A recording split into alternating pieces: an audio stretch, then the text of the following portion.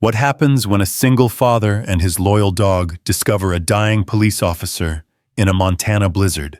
The shocking truth they uncover will expose a conspiracy that reaches the highest levels of power and put their entire family in mortal danger. Stay with me until the very end of this incredible story, and don't forget to comment with your city name so I can see how far this tale has traveled across the world. The Montana highway stretched endlessly before Owen Carter's weathered pickup truck, a ribbon of asphalt disappearing into the heart of a storm that seemed hell-bent on erasing the world. Snow whipped across his windshield in violent sheets, and the wipers struggled against the relentless assault of winter's fury. In the passenger seat, his 8-year-old daughter Penny pressed her nose against the cold glass, her breath fogging the window as she traced patterns with her small fingers. "Daddy, I can't see anything," she whispered, her voice barely audible above the howling wind that rattled the truck's frame. Owen's knuckles were white against the steering wheel, his jaw clenched with the concentration of a man who knew that one wrong move on these treacherous roads could cost them everything. "I know, sweetheart. Just a few more miles to Grandma's house." Behind them, Scout, their golden retriever, shifted restlessly in the back seat, his ears perked and alert. The dog had been acting strange all afternoon, whining and pacing, as if sensing something Owen couldn't perceive. Now Scout's dark eyes were fixed on the storm outside his body, tense with an anticipation that made Owen's skin crawl. The blizzard had come out of nowhere, transforming what should have been a routine 2-hour drive to visit Owen's mother into a nightmare journey through what felt like the end of the world. The radio had died an hour ago, cutting off their last connection to civilization, and Owen's cell phone showed no signal, just empty bars mocking him from the dashboard mount. "Scout's being weird," Penny observed, turning to look at their dog. "He keeps making that noise." Owen glanced in the rearview mirror and saw Scout's lip curled slightly, not in aggression, but in something else, a kind of focused intensity he'd never seen before. The dog was practically vibrating with tension, his golden coat bristling despite the warmth of the truck's heater. "He probably just doesn't like the storm," Owen replied, though he wasn't entirely convinced. Scout had weathered plenty of Montana winters, and severe weather had never affected him like this. The truck's headlights carved 2 weak cones of light through the swirling snow, illuminating perhaps 10 feet of road ahead. Not nearly enough at the 30 miles per hour Owen was maintaining. Any faster would be suicide on these ice-slicked curves that wound through the mountain passes of Glacier County. Owen Carter was 34 years old, though the lines around his eyes and the premature gray threading through his dark hair made him look older. 2 years ago, cancer had stolen his wife Sarah, leaving him to raise Penny alone while working double shifts at the lumber mill just to keep their heads above water. He was tired, bone-deep, soul-crushing tired, but he was also determined. Penny was all he had left of the woman who'd been his whole world, and he'd move mountains to keep her safe. "Daddy, look." Penny's voice cut through his dark thoughts. Owen followed her pointing finger to see a dim glow off to the right side of the highway. Not the warm yellow of house lights, but something else. Something wrong. "What is that?" Penny pressed her face closer to the window. Before Owen could answer, Scout erupted. The dog's calm demeanor shattered like glass as he began barking frantically, his paws scrambling against the back window, trying to get out. His barks weren't the playful sounds Owen was used to. These were urgent, almost desperate. "Scout, settle down," Owen commanded, but the dog ignored him completely, something that had never happened before. Scout was the most obedient animal Owen had ever known, trained by Sarah, before her illness, to be gentle and responsive around Penny. This wild behavior was completely out of character. The strange light flickered again, and Owen realized with growing dread that it wasn't stationary. It was the emergency flashers of a vehicle barely visible through the storm sitting at an odd angle about 50 yards off the highway. "Someone's in trouble," Owen muttered, his hands tightening on the steering wheel. Every instinct screamed at him to keep driving, to get Penny to safety, to not stop in the middle of nowhere during the worst blizzard he'd seen in years. But Sarah's voice echoed in his memory, as clear as if she were sitting beside him. "You can't walk past someone who needs help, Owen. That's not who we are." Scout's barking intensified, and the dog actually threw himself against the back window, hard enough to make the glass rattle. His golden fur was standing on end, and his dark eyes were fixed on that distant flashing light with laser focus. "Daddy Scout wants us to stop," Penny said, her small hand reaching back to touch the frantic dog. "He's trying to tell us something." Owen pulled the truck to the side of the road, his heart hammering against his ribs. The wind immediately grabbed at the vehicle, rocking it back and forth like a toy. Through the passenger window, he could barely make out the shape of what looked like a police cruiser, its front end buried in a snowbank, emergency lights painting the storm in alternating red and blue. "Stay in the truck," he told Penny, firmly grabbing his heavy winter coat from behind the seat. "No matter what happens, you stay right here with the doors locked. If I'm not back in 10 minutes, you call 911 if you get signal." "But Daddy..." "No arguments, Penny. I mean it." Owen opened the door and was immediately assaulted by wind so fierce it nearly knocked him backward. Snow pelted his face like tiny bullets, and the cold was so intense it took his breath away. He pulled his coat tight and started toward the wrecked cruiser, each step a battle against the storm. Behind him, Scout's barking reached a fever pitch, and Owen heard the distinctive sound of the truck's back door opening. He spun around to see the golden retriever leap from the vehicle and bound through the snow toward the crash site, his powerful legs carrying him faster than Owen could manage in the deep drifts. "Scout, no!" Owen shouted, but his words were swallowed by the wind. Penny closed the door. He could see his daughter struggling with the heavy door, her small frame no match for the fierce wind. With a curse that would have earned him a lecture from Sarah, Owen turned and followed Scout's path through the snow, his boots slipping on the hidden ice beneath. The police cruiser was worse than it had appeared from the road. The front end was completely crumpled against a massive pine tree, and spiderweb cracks spread across the windshield. The driver's side door hung open at an unnatural angle, and Owen's blood ran cold when he realized that the red flashing wasn't just from the emergency lights. Some of it was reflecting off something dark and wet in the snow. Scout had reached the vehicle ahead of him, and was now digging frantically in the snow near the open door, his powerful paws sending white powder flying in all directions. The dog's barking had changed to a high-pitched whine, urgent and desperate. "What is it, boy?" Owen gasped as he reached the crash site, his lungs burning from the cold air. That's when he saw her. Half buried in the snow about 10 feet from the cruiser lay a woman in a police uniform, her body twisted at an angle that made Owen's stomach clench. Blood stained the snow around her head, dark and shocking against the pristine white. Her face was pale as death lips already tinged blue from the cold, but as Owen dropped to his knees beside her, he saw the slight rise and fall of her chest. She was alive. Barely. "Jesus." Owen breathed, his training from his volunteer firefighter days kicking in. "Ma'am, can you hear me?"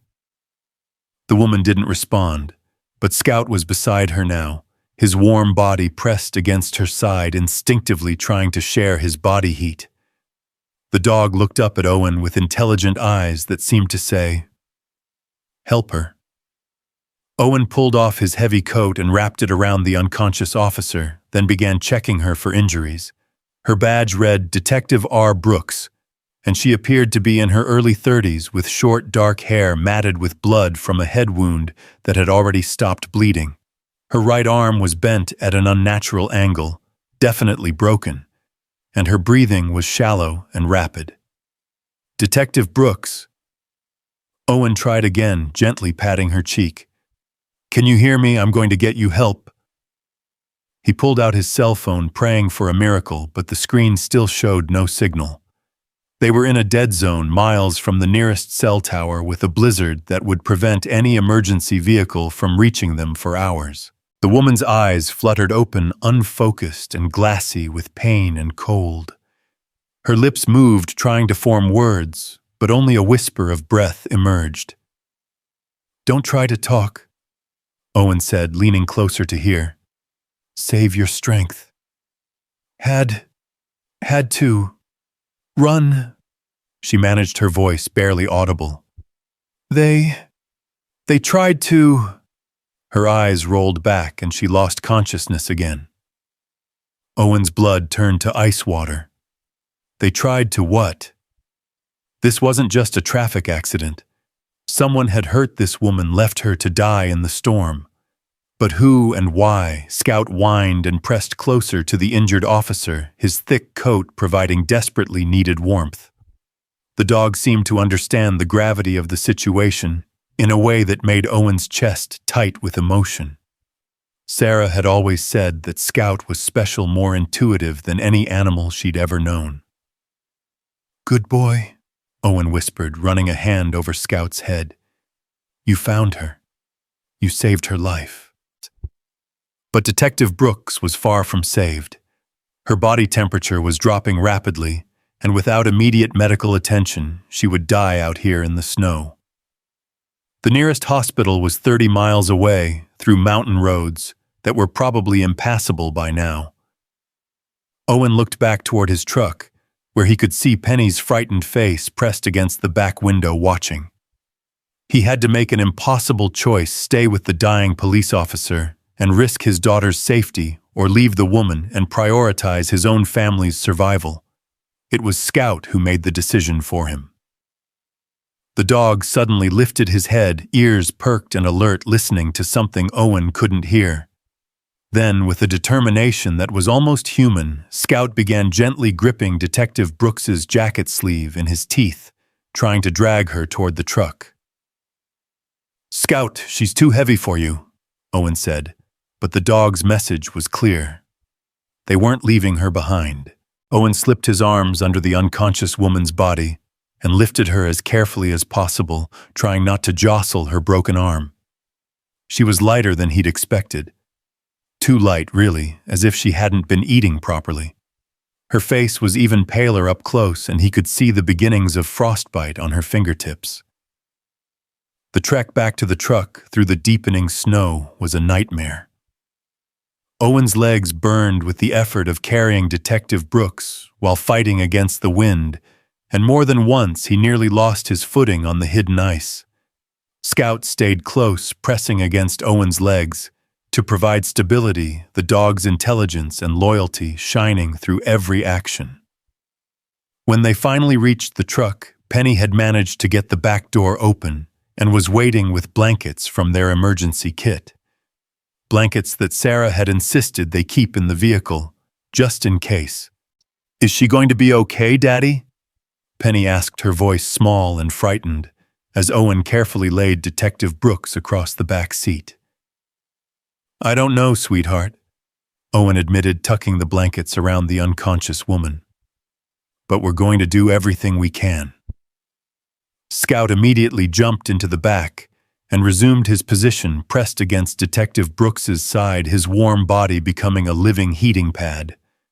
The dog's dark eyes never left the woman's face, as if he were willing her to keep breathing through sheer force of devotion. Owen climbed back into the driver's seat, his hands shaking as he started the engine and cranked the heat to maximum. The truck's interior quickly filled with warm air, but Detective Brooks remained unconscious, her breathing shallow and erratic. "Where are we going to take her?" Penny asked. "The hospital is really far." Owen stared out at the storm, his mind racing. The main highway to Kalispell Regional Medical Center would be impossible to navigate in these conditions, especially with an unconscious passenger who needed immediate care. But there was another option. Dr. Margaret Wells, the retired military medic, who lived just 8 miles away in the tiny town of Clearwater Falls. She might not have a full hospital at her disposal, but she had decades of battlefield experience and might be their only hope. "We're going to take her to Dr. Wells," Owen decided, putting the truck in gear. "She'll know what to do." As they pulled back onto the highway, Owen caught sight of something in his rearview mirror that made his blood run cold. Through the swirling snow barely visible in the distance, a pair of headlights had appeared on the road behind them. They were moving slowly, deliberately, as if searching for something or someone. Owen pressed harder on the accelerator, the truck's engine roaring as they picked up speed. In the back seat, Detective Brooks stirred slightly, her lips moving in what might have been words or might have been pain. Scout's ears were perked again, his body tense with the same alertness he'd shown before finding the crashed cruiser. "Daddy, someone's following us," Penny said, having noticed the lights behind them too. "I see them," Owen replied, his voice carefully controlled. He didn't want to frighten his daughter, but every instinct he possessed was screaming that they were in danger. Detective Brooks had tried to say something about they, someone who had tried to hurt her. What if those headlights belonged to the same people? The lights behind them were gaining ground, moving faster than should have been safe on these treacherous roads. Owen pushed the truck harder, the speedometer creeping past 45 miles per hour, which felt like flying in these conditions. The steering wheel shook in his hands as the tires fought for traction on the ice-covered asphalt. Scout suddenly let out a low growl, his hackles rising as he stared out the back window. The dog had never growled at headlights before. But then again, Scout had been acting strangely all evening, as if he could sense threats that Owen couldn't perceive. Detective Brooks's eyes fluttered open again, and this time they were more focused, filled with a desperate urgency that made Owen's heart race. "No," she whispered, trying to sit up despite her injuries. Can't let them." "It's okay," Owen said, glancing at her in the rearview mirror. "You're safe now. We're taking you to get help." But Detective Brooks was shaking her head weakly, her good hand clutching at the blankets. "Not safe. Nowhere safe. They killed him. They killed Tommy." The headlights behind them were getting closer, close enough now that Owen could make out the outline of a large SUV with what looked like light bars mounted on the roof. Not a typical civilian vehicle. This looked official, like law enforcement or emergency services. But if they were the good guys, why was Detective Brooks so terrified? "Who killed Tommy?" Owen asked, dividing his attention between the road ahead and the mirror. "Who's chasing us?" "Henderson." She breathed the name, carried on a breath so quiet, Owen almost missed it. "Sheriff Henderson. Can't trust anyone." The pieces clicked together in Owen's mind with sickening clarity. Detective Brooks wasn't just injured. She was running from her own department. And if Sheriff Henderson was involved, then the SUV behind them wasn't coming to help. They were being hunted. Owen made a split-second decision that would change all their lives forever. Instead of continuing toward Dr. Wells's house on the main road, he yanked the steering wheel hard to the right, taking an almost invisible logging road that disappeared into the dense forest. The truck's tires slipped and skidded on the sudden turn, but held, carrying them into the shelter of the towering pines. "Daddy, what are you doing?" Penny cried as branches scraped against the windows. "Taking a shortcut." Owen lied, his eyes fixed on the rearview mirror. The SUV's headlights swept past the logging road entrance, continuing down the main highway. Had they missed the turn, or were they playing a more sophisticated game? The logging road was barely more than 2 parallel ruts in the snow, winding deeper into the wilderness with each passing mile. Owen's truck bounced and lurched over hidden rocks and fallen branches, the suspension groaning under the strain. In the back seat, Detective Brooks was fighting to stay conscious, her eyes darting between Owen and the windows as if expecting attackers to emerge from the forest at any moment. Scout remained pressed against her side, his warm presence providing comfort that no amount of blankets could match. The dog's breathing had synchronized with hers, as if he were somehow sharing his life force to keep her alive. "Where does this road go?" Penny asked, her voice tight with fear she was trying hard to hide. "To the old mining camp," Owen replied, remembering childhood adventures with his father in these same mountains. "There's a cabin there. It's not much, but it's shelter." What he didn't tell his daughter was that the mining camp had been abandoned for over 20 years, and he wasn't even sure the cabin was still standing. But it was their best hope, a place where they could tend to Detective Brooks's injuries and figure out what the hell was happening. Behind them, the forest was dark and silent, the storm muffling all sound except the labored breathing of their passenger and Scout's protective presence. But Owen couldn't shake the feeling that they were still being watched, still being hunted by forces he didn't understand. Detective Brooks's hand suddenly gripped his shoulder with surprising strength, her fingers digging into his coat. "The dog," she whispered urgently. "The dog saved my life. But they're going to kill him too. Kill all of you. If you don't get away from me." "Nobody's going to hurt Scout," Owen said firmly. "Or Penny. Or you. I promise." It was a promise he had no idea how to keep, but as he looked at his daughter's frightened face and felt Scout's unwavering loyalty radiating from the back seat, Owen Carter knew he would die before he let anything happen to his makeshift family. The truck's headlights swept across a weathered wooden sign hanging from a rusted chain. Clearwater Mining Company, established 1952. They had reached the abandoned camp, a collection of dilapidated buildings huddled against the mountainside like sleeping giants. As Owen parked the truck beside what had once been the main office, Detective Brooks struggled to sit up, her eyes more alert than they'd been since he found her. "They think I'm dead," she said, her voice growing stronger despite her injuries. "But I know what they did. I know about the murders, the cover-ups, everything." Scout whined softly and licked her hand as if encouraging her to continue. "That's why you ran," Owen said, understanding flooding through him. "You discovered something you weren't supposed to know." Detective Brooks nodded weakly, wincing as the movement aggravated her head injury. "Tommy Martinez, he was my partner. We were investigating the disappearance of 3 women over the past 2 years. Young women, all with dark hair, all last seen near the highway." Owen felt ice form in his veins. 3 missing women, and now a female detective on the run from her own sheriff's department. The implications were staggering. "We found evidence," she continued, her voice gaining strength with each word. "Photos, documents, proof that Henderson and at least 2 other deputies were involved. But when Tommy tried to contact the state police," she didn't need to finish. Owen could see the pain in her eyes, the grief and rage that burned there like a flame.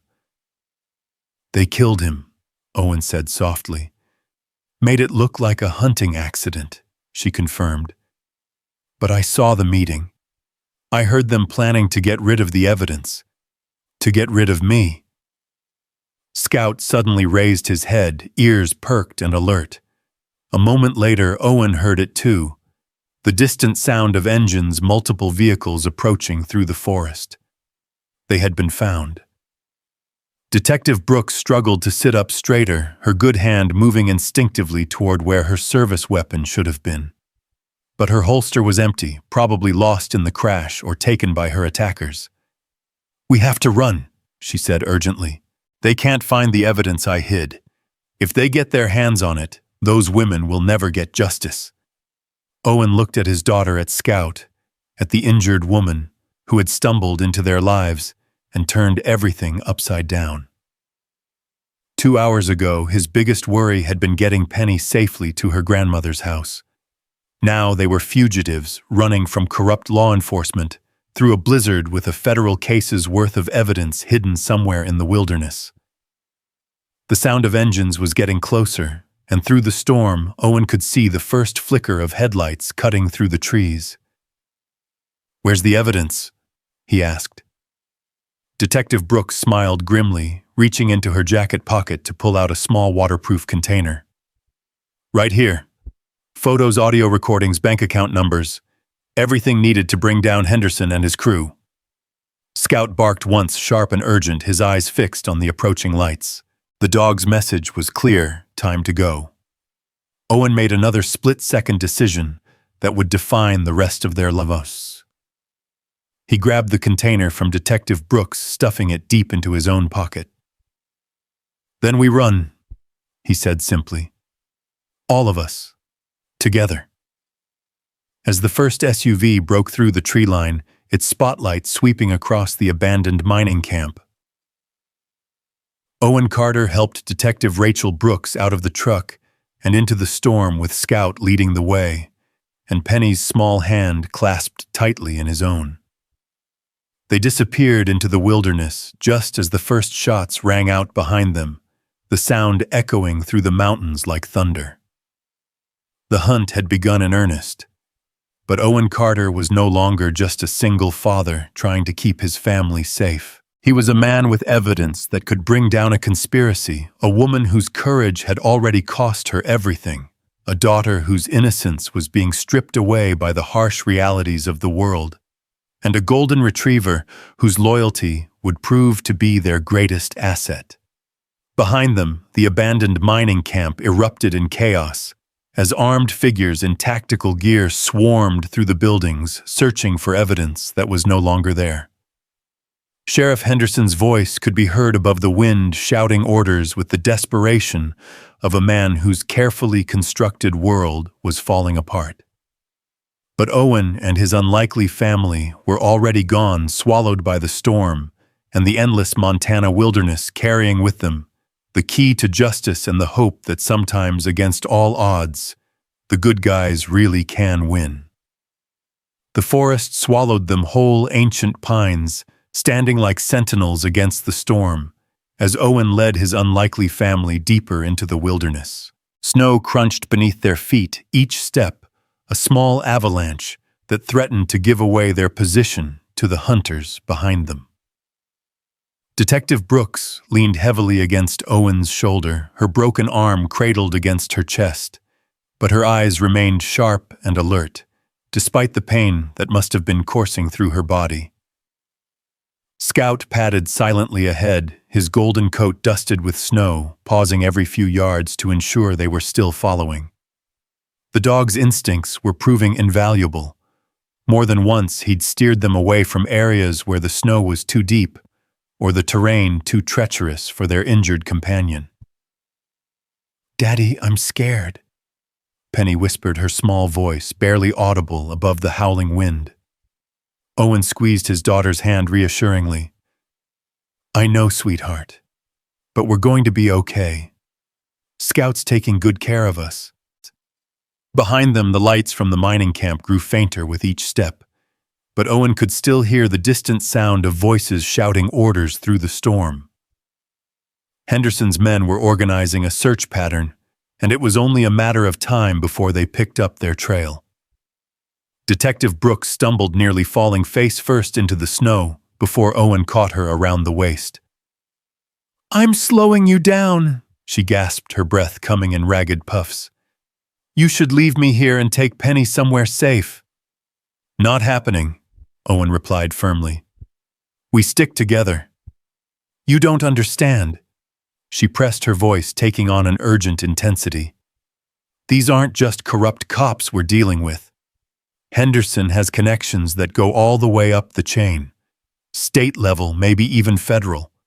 He's been covering up these murders for years, and he'll kill anyone who threatens to expose him." Scout suddenly stopped ahead of them, his head cocked to one side as if listening to something they couldn't hear. Then, with purposeful determination, He veered left toward what appeared to be a sheer rock face. As they got closer, Owen realized it wasn't solid stone. There was a narrow gap between two massive boulders, barely wide enough for a person to squeeze through. "Good boy," Owen breathed, recognizing the entrance to one of the many caves that honeycombed these mountains. His father had shown him some of them during hunting trips when he was Penny's Met's age, natural shelters formed by centuries of wind and water erosion. The cave was larger inside than it appeared from the entrance, extending back into the mountain, far enough that their flashlight beam couldn't reach the rear wall. More importantly, it was dry and significantly warmer than the storm outside, offering them a temporary respite from the brutal conditions. Owen helped Detective Brooks settle against the cave wall, using his jacket to cushion her back against the rough stone. Scout immediately curled up beside her, sharing his body heat, while keeping one ear tuned to the entrance for any sign of pursuit. "What's your first name?" Owen asked as he checked the detective's injuries by flashlight. "I can't keep thinking of you as Detective Brooks." "Rachel," she replied, wincing, as he examined the cut on her forehead. "Rachel Marie Brooks, though my friends call me Ray." "Ray it is," Owen said, using his shirt sleeve to clean the dried blood from her wound. "I'm Owen Carter. This is my daughter Penny, and our hero here is Scout." Penny had been unusually quiet since they'd left the truck, but now she spoke up from where she sat near the cave entrance, keeping watch. "Ray, why did those bad men hurt you?" Rachel's face softened as she looked at the 8-year-old girl. "Sometimes when people do wrong things, they try to hurt anyone who might tell on them. That's what happened to me and my partner Tommy." "What kind of wrong things?" Penny pressed her natural curiosity, overcoming her fear. Rachel glanced at Owen, who nodded slightly. His daughter had already seen too much tonight. She deserved to understand what they were running from. 3 young women disappeared over the past 2 years, Rachel explained gently. They were all around the same age, all had dark hair like yours, Penny. Tommy and I were trying to find out what happened to them. "And you think Sheriff Henderson was involved?" Owen asked. Rachel reached into her jacket pocket and pulled out a small digital recorder, its red light blinking to indicate it was still functioning, despite everything she'd been through. "I don't think... I know. This contains a recording of Henderson and 2 of his deputies discussing how to dispose of evidence. They mentioned burial sites payoffs to keep witnesses quiet, even plans to frame someone else for the crimes." The sound of distant voices echoed off the mountain walls, still far away but getting closer. Scout's ears perked up and he let out a low growl that barely qualified as sound. "They're following our tracks in the snow." Owen realized his heart sinking. "Even in this storm, they'll be able to trace us here eventually." "Then we keep moving," Rachel said, struggling to stand despite her injuries. "I know these mountains. There's an old ranger station about 2 miles northeast of here. It's been abandoned for years, but it might have supplies we can use." Owen helped her to her feet, noting how pale she'd become. She was pushing herself beyond her physical limits, driven by determination and the knowledge that stopping meant death for all of them. "Can you make it 2 more miles?" he asked quietly. "I have to," she replied simply. "Those women deserve justice and you and Penny deserve to live. That's all the motivation I need." They left the cave reluctantly, stepping back into the storm that seemed to have intensified during their brief rest. The wind was fierce enough to knock Penny off her feet, forcing Owen to carry her while still supporting Rachel. Scout ranged ahead, his thick coat providing protection against the elements as he searched for the safest path through the treacherous terrain. The voices behind them were definitely getting closer now, accompanied by the beams of high-powered flashlights that swept back and forth across the forest floor. Henderson's men were experienced hunters and trackers. It was only the severity of the storm that had prevented them from closing the gap already. "Owen." Rachel gasped as they navigated around a fallen tree that blocked their path. If something happens to me, you have to promise you'll get that evidence to someone who can use it. There's a federal agent named Sarah Chen in Billings. She's been investigating corruption in rural sheriff's departments. She's the only one I trust.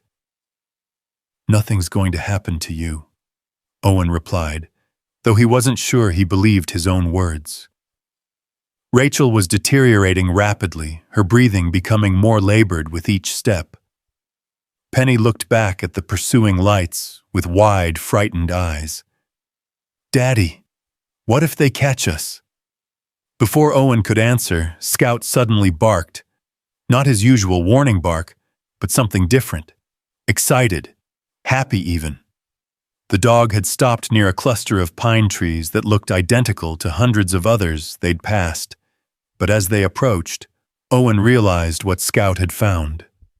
Hidden among the trees was a small log cabin so weathered and overgrown that it was nearly invisible until you were right on top of it. This wasn't the ranger station Rachel had mentioned. This was something else entirely. Something older and more isolated. "I know this place." Rachel breathed, recognition dawning in her eyes. "This is where Tommy and I found the first piece of evidence. One of Henderson's victims managed to escape and hide here before she died. We found her journal." Owen helped Rachel to the cabin's front door, which hung askew on rusted hinges. Inside the structure was surprisingly intact, with a stone fireplace, basic furniture, and even some canned goods on rough-hewn shelves. Someone had been using this place recently. There were fresh ashes in the fireplace and clean blankets folded on the single bed. "This is perfect," Owen said, settling Rachel on the bed, while Penny explored the small space with Scout close beside her. "We can rest here, tend to your injuries properly, and figure out our next move." But Rachel was shaking her head, her face grim with realization.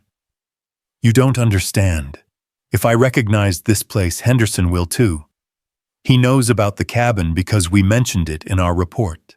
He'll check here first." As if summoned by her words, the sound of vehicles reached them through the storm, multiple engines much closer than before. Through the cabin's single window, Owen could see lights moving between the trees, systematically searching every structure and clearing in the area. "How long do we have?" Owen asked, already gathering supplies from the cabin's shelves.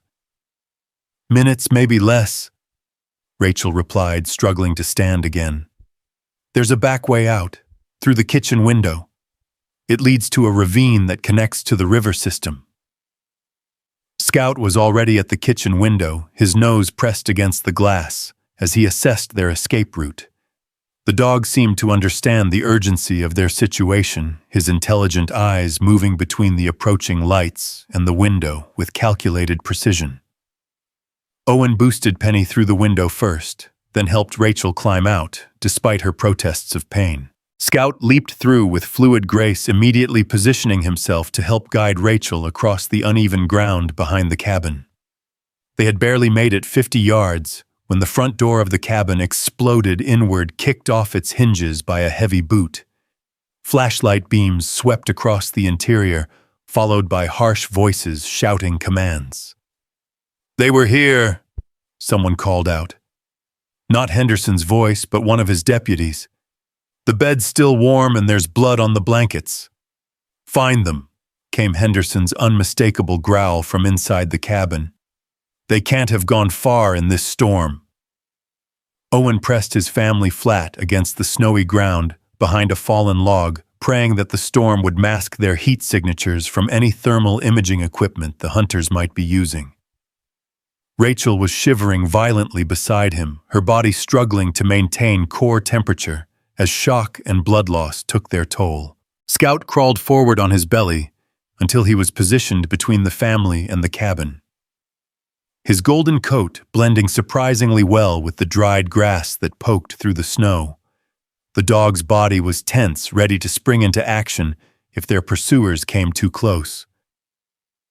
"There!" shouted another voice. "Tracks leading toward the ravine." The beam of a powerful spotlight swept across the area where they were hiding, passing so close to Owen's head that he could feel the heat from the bulb. But Scout's positioning had been perfect. The dog's body blocked the light from reaching the rest of the family, creating a shadow that concealed them in plain sight. "I don't see anything," the deputy with the spotlight called back. "Just animal tracks!" Henderson's voice carried clearly through the storm filled with frustrated rage. "They're out there somewhere. Split up and search every ravine, every cave, every tree that's big enough to hide behind. I want them found before dawn." The search party dispersed their lights, moving in different directions, as they began a systematic sweep of the area. But Owen knew it was only a matter of time before someone spotted their tracks, or Scout's golden coat gave away their position. "The river," Rachel whispered urgently, her voice barely audible. "If we can reach the river, we can follow it downstream to the old logging bridge. From there, it's only 3 miles to Highway 2. Owen helped her to her feet, noting how she swayed unsteadily despite his support. "Can you swim if we have to?" "In this weather, none of us could survive more than a few minutes in that water," she replied honestly. "But there are places where the river runs shallow, especially this time of year, when it's partially frozen." They began moving again, Scout leading them down the steep slope toward the sound of rushing water. The ravine was treacherous in the darkness, filled with loose rocks and hidden drop-offs that could easily result in a broken ankle, or worse. But the dog's instincts were flawless, guiding them along a path that seemed to have been designed specifically for their escape. The river was wider than Owen had expected, its dark water moving swiftly, despite the ice that formed along its banks. In the moonlight that occasionally broke through the storm clouds, he could see that Rachel was right. There were several places where the water looked shallow enough to wade across. "There," Rachel pointed with her good arm toward a section where large boulders created a natural ford. "We can cross there without getting swept downstream." But as they approached the water's edge, Scout suddenly froze, his hackles rising as he stared across the river. On the opposite bank, barely visible through the swirling snow, 2 figures in tactical gear were moving along the water's edge with military precision. "They're flanking us," Owen realized with growing dread. Henderson split his forces, some to track us from behind, others to cut off our escape routes. Rachel pulled the small digital recorder from her jacket and pressed it into Owen's hands. "Take this and go. Wade downstream to the logging bridge, then follow Highway 2 to the truck stop at mile marker 47. There's a payphone there. Call Agent Chen in Billings and tell her what happened." "I'm not leaving you," Owen said firmly. "You have to," she insisted, her eyes fierce despite her weakening condition. "That recording is the only chance those murdered women have for justice. It's more important than my life."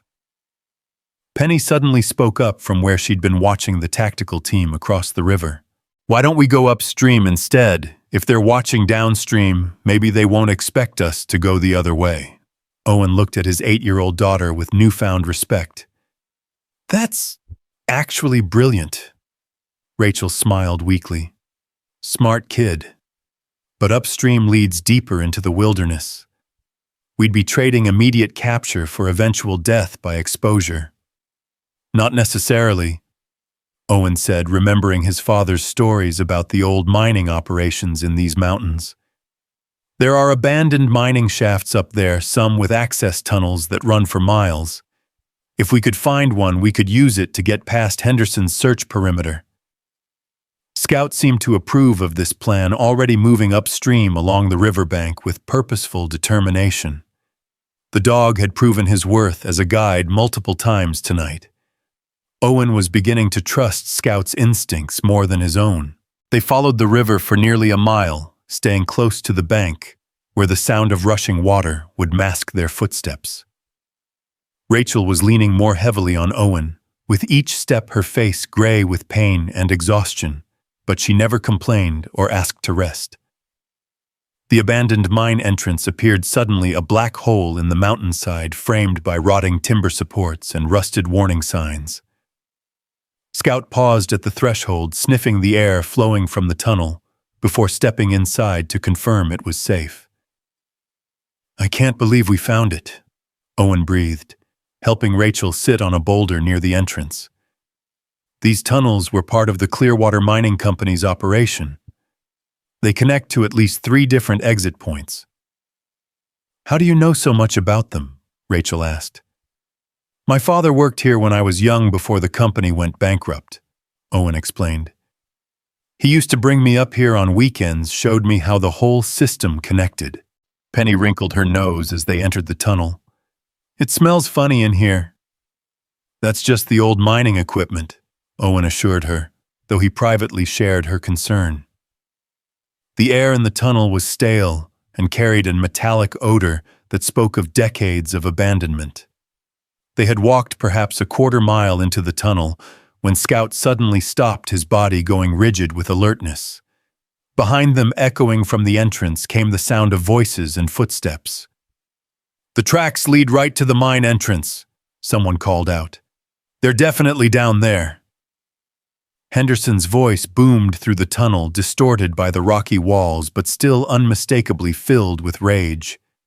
"Good. They've trapped themselves. Send half the team around to the other exits. I'll take point down here." Owen felt his heart sink as he realized their mistake. The mining tunnels that had seemed like salvation were actually a death trap. Henderson knew these mountains as well as anyone, and he would certainly know about all the tunnel exits. "There's another way," Rachel whispered urgently, pulling a crumpled piece of paper from her pocket. "Tommy and I found this map during our investigation. It shows a natural cave system that connects to the mining tunnels about half a mile deeper in." Owen studied the hand-drawn map by flashlight, noting the complex network of passages that branched off from the main tunnel. "This looks like it was drawn by someone who knew these mountains intimately." "It was," Rachel confirmed. "The woman who died in that cabin. She was a geologist before Henderson and his men abducted her. She spent weeks hiding in these tunnels before she finally succumbed to her injuries." The voices behind them were getting closer, accompanied by the steady beam of tactical flashlights that swept back and forth across the tunnel walls. Scout pressed close to Penny, his warm presence providing comfort as they ventured deeper into the underground maze. "Here," Rachel said, pointing to a narrow side passage that was barely visible unless you knew where to look. "According to the map, this leads to the cave system." The passage was so narrow that they had to move single file, with Scout leading the way and Owen bringing up the rear while supporting Rachel. The walls pressed close on both sides, and more than once Owen had to help his injured companion squeeze through particularly tight spots. Behind them, Henderson's voice echoed with frustrated rage. "Where the hell did they go? There's only one tunnel." "Maybe they doubled back," suggested one of his deputies. "Impossible. We would have seen them. Keep searching. There has to be another passage." The narrow corridor opened abruptly into a vast underground cavern, its ceiling disappearing into darkness above their heads. Stalactites hung like ancient teeth, and somewhere in the distance they could hear the sound of underground water flowing through hidden channels. "My God," Rachel breathed, her voice filled with awe, despite their desperate circumstances. "It's beautiful." Scout was already exploring the cavern's perimeter, his nose working to identify the various scents and sounds that filled the space. Suddenly, he barked once. Not a warning this time, but excitement. He had found something. Following the dog's lead, they discovered that the cavern contained several passages leading in different directions. According to Rachel's map, one of them should connect to a cave system that emerged near Highway 2, miles from where Henderson's men were searching. "That one," Owen said, pointing to a passage that matched the description on the map. "It should take us under the mountain and come out near Glacier Creek." They had been walking through the cave system for what felt like hours, when Penny finally voiced what Owen had been thinking. "Daddy, are we lost?" Owen looked at the map again, trying to match their current location with the crude drawings and notations. The truth was, he wasn't entirely certain where they were, but admitting that would only frighten his daughter more. "We're not lost," he said carefully. "We're just taking a longer route than expected." Rachel stumbled and nearly fell, saved only by Owen's quick reflexes. She was clearly reaching the end of her physical reserves, her face pale and her breathing labored.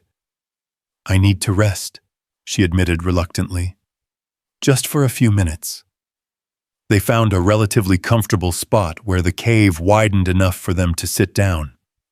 Scout immediately curled up next to Rachel, sharing his warmth while keeping his senses alert for any sign of danger. "Tell me about your wife," Rachel said quietly, noting the wedding ring that Owen still wore despite Sarah's death 2 years ago. Owen's face softened as he looked at Penny, who had fallen asleep against his shoulder. Sarah was everything. A teacher, an artist, the kind of person who could find beauty in anything. She's the one who trained Scout, actually. Said every family needed a guardian angel, even if it came with 4 legs and a tendency to steal food off the counter. "She sounds wonderful," Rachel said. "I'm sorry for your loss." "Cancer," Owen replied simply. "She fought it for 3 years, never complained, never gave up hope. Even at the end, she was more worried about how Penny and I would manage without her." Scout suddenly raised his head, ears perked and alert. In the distance, echoing through the cave system, came the faint sound of voices. Henderson's search had expanded to include the caves. "They found the passage," Rachel whispered, struggling to stand. "We have to keep moving."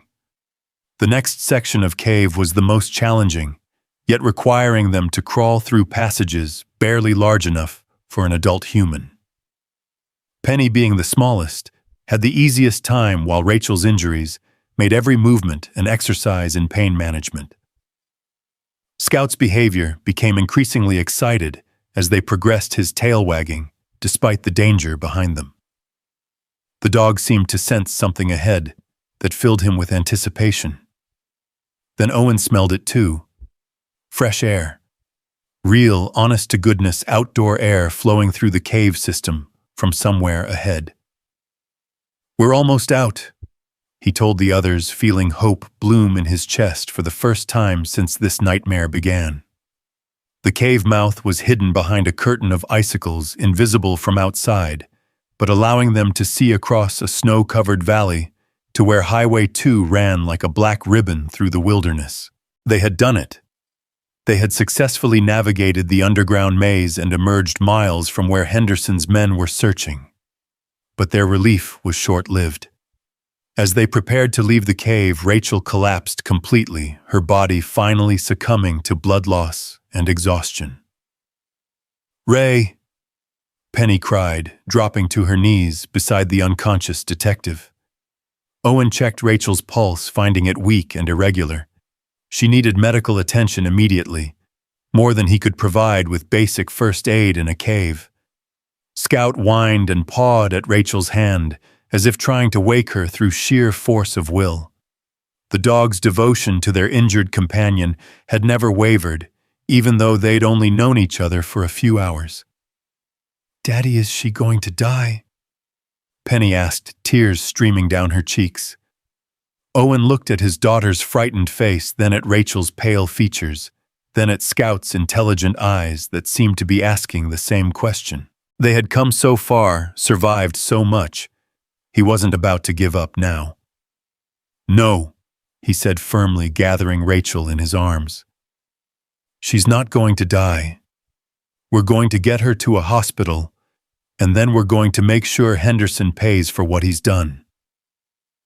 As they emerged from the cave into the pre-dawn darkness, Owen Carter realized that their nightmare was far from over. They still had to reach safety, get medical help for Rachel, and somehow expose Henderson's crimes before he could cover his tracks permanently. But they also had something Henderson didn't expect: the unbreakable bond between a father, his daughter, an injured detective, and a golden retriever whose courage had already saved all their lives. Together they were stronger than the sum of their parts. And sometimes Owen reflected as they made their way toward the distant highway, with Scout leading the way, that's exactly what it takes to change the world. The highway stretched before them like a lifeline, its asphalt surface barely visible through the swirling snow, but representing salvation nonetheless.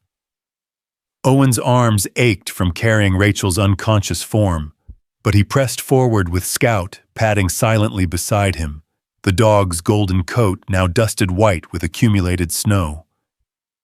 Penny walked close to her father's side, her small hand gripping his jacket as she fought against the wind that threatened to knock her off her feet. "There," Owen gasped, spotting the faint glow of lights in the distance. "That has to be the truck stop Rachel mentioned." But as they drew closer, Owen's heart sank. The building that had seemed so promising from afar revealed itself to be nothing more than an abandoned gas station, its windows boarded up and its sign hanging at a broken angle. The lights he'd seen were just reflective surfaces catching the occasional break in the storm clouds. Rachel stirred in his arms, her eyes fluttering open with obvious effort. Where are we?" "About 2 miles from where the cave led out," Owen replied gently, adjusting his grip to make her more comfortable. "We found the highway, but the truck stop isn't where you thought it would be." Scout suddenly stopped walking, his ears perked and his body tense with alertness. The dog stared back the way they'd come, a low growl rumbling in his throat. Through the storm, Owen could barely make out the distant glow of headlights moving along the mountain roads they'd just escaped. "Henderson's people," Rachel whispered, her voice weak but filled with urgency. "They must have found our exit point. We need to get off this highway." "There," Penny pointed to their left where a small road branched off from the main highway. "That sign says Clearwater Falls, 3 miles. Owen remembered Clearwater Falls from his childhood. A tiny community of maybe 200 people, the kind of place where everyone knew everyone else's business. It wasn't ideal for hiding, but it was their best option, with Rachel growing weaker by the minute. The walk to Clearwater Falls took them nearly an hour, with Owen having to stop frequently to rest his arms and check on Rachel's condition. She drifted in and out of consciousness, occasionally mumbling about evidence and federal agents, her fever making her delirious. Scout maintained his vigilant watch, ranging ahead to scout the route and falling back to check on the family with the dedication of a trained guardian. More than once, the dog's warning growls alerted them to approaching vehicles, forcing them to hide in roadside ditches until the danger passed. Clearwater Falls materialized out of the storm like something from a Norman Rockwell painting. A main street lined with modest homes and small businesses, their windows glowing with warm yellow light. Most of the buildings were dark at this early hour, but smoke rising from several chimneys indicated that some residents were already awake. "We need medical help," Owen said, looking around for any sign of a clinic or doctor's office. "And we need someone we can trust." Rachel's eyes opened again, more focused this time. The woman who drew the cave map. In her journal, she mentioned someone in Clearwater Falls who tried to help her. Margaret Wells. She's a retired Army medic. Owen felt a surge of hope. Dr. Wells was exactly who he'd been thinking of taking Rachel to before their flight into the wilderness. "I know her. She lives on Pine Street, the blue house with the white picket fence." And they found the house easily enough, its porch light creating a welcoming beacon in the pre-dawn darkness. Owen hesitated before knocking, knowing that involving Dr. Wells would put another innocent person in danger. But Rachel's deteriorating condition left him no choice. The door opened to reveal a woman in her 60s with steel gray hair and sharp blue eyes that immediately assessed the situation with military efficiency. Margaret Wells had seen enough combat casualties to recognize critical injuries when she saw them. "Owen Carter," she said, stepping aside to let them in without question. "I heard about Sarah. I'm sorry for your loss." Her eyes moved to Rachel's unconscious form. "Gunshot wound, head trauma and a broken arm," Owen replied as Dr. Wells directed him to lay Rachel on the couch. "She was in a car accident, but we think someone attacked her first." Dr. Wells began examining Rachel with practiced hands, checking pupils' pulse and breathing. "This woman needs a hospital, Owen. I can stabilize her here, but she's showing signs of a serious concussion and possible internal bleeding." Scout positioned himself near the couch, his watchful eyes never leaving Rachel's face. Penny sat in a nearby chair, exhaustion finally catching up with her as the adrenaline of their escape began to fade. "We can't take her to a hospital," Owen said quietly, pulling Dr. Wells aside. "The people who hurt her, they're law enforcement, Sheriff Henderson and some of his deputies. They're involved in the disappearance of several women, and Rachel has evidence that could expose them." Dr. Wells's expression hardened. "Jim Henderson always struck me as a snake, but murder." She shook her head grimly. "I suppose I shouldn't be surprised. There have been rumors for years about missing hikers and campers in his jurisdiction." She returned to Rachel's side, her movements becoming more urgent as she noted the patient's declining vital signs. "I need to start an IV, get some fluids into her. And that head wound needs proper cleaning and stitching." While Dr. Wells worked, Owen tried calling the number Rachel had given him for FBI agent Sarah Chen in Billings. The phone rang several times before going to voicemail, leaving Owen frustrated and uncertain about their next move. "No answer," he reported to Rachel, who had regained consciousness during Dr. Wells's examination. "Try again in an hour," Rachel whispered, her voice slightly stronger thanks to the IV fluids. "Chen works early shifts. She'll be in the office by 7. Scout suddenly raised his head from where he'd been resting beside the couch, his ears perked and alert. Through the front window, Owen could see the sweep of headlights as a vehicle moved slowly down Pine Street, its occupants clearly searching for something. "They found us," Owen said, his heart racing as he recognized the outline of Henderson's SUV. Wells moved with surprising speed for someone her age, switching off the front porch light and closing the curtains. "There's a storm cellar out back," she said quietly. "You can hide there until they move on." But Rachel was shaking her head weakly. "They'll search every building in town eventually. We need to keep moving." "In your condition, absolutely not," Dr. Wells replied firmly. "You'll be dead within hours if you don't get proper rest." The SUV had stopped in front of the house, its engine idling, as the occupants conducted surveillance. Owen could see at least 2 figures inside their silhouettes, backlit by the vehicle's interior lights. "There's another option," Dr. Wells said thoughtfully. "My nephew Tommy runs a freight operation out of Kalispell. He's got trucks coming through here around dawn to pick up lumber shipments. If you could get aboard one of his rigs—" "That's too dangerous," Owen protested. "If Henderson's people are watching the roads, they're watching for a man, a woman, a child, and a dog traveling together," Dr. Wells interrupted. "They're not looking for truck cargo." Scout's low growl indicated that someone was approaching the house.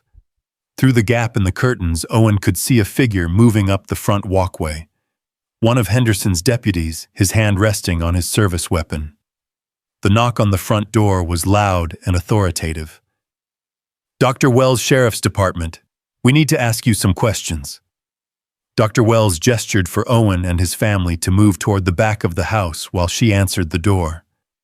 "Just a moment," she called out, buying them precious seconds to reach the kitchen. "Good evening, Deputy Morrison," Owen heard her say as she opened the front door. "What brings you out so early?" "We're looking for some folks who might be in the area. Morrison replied, his voice carrying the false friendliness of someone conducting an interrogation. Man in his 30s, little girl, big dog, and a woman with dark hair. Have you seen anyone matching that description? Can't say that I have, Dr. Wells replied smoothly. I've been up most of the night with Mrs. Patterson's difficult birth over on Elm Street. Is there some kind of problem?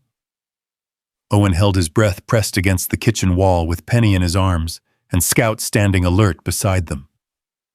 Rachel had managed to sit up despite Dr. Wells's protests, her hand gripping the digital recorder that contained evidence of Henderson's crimes.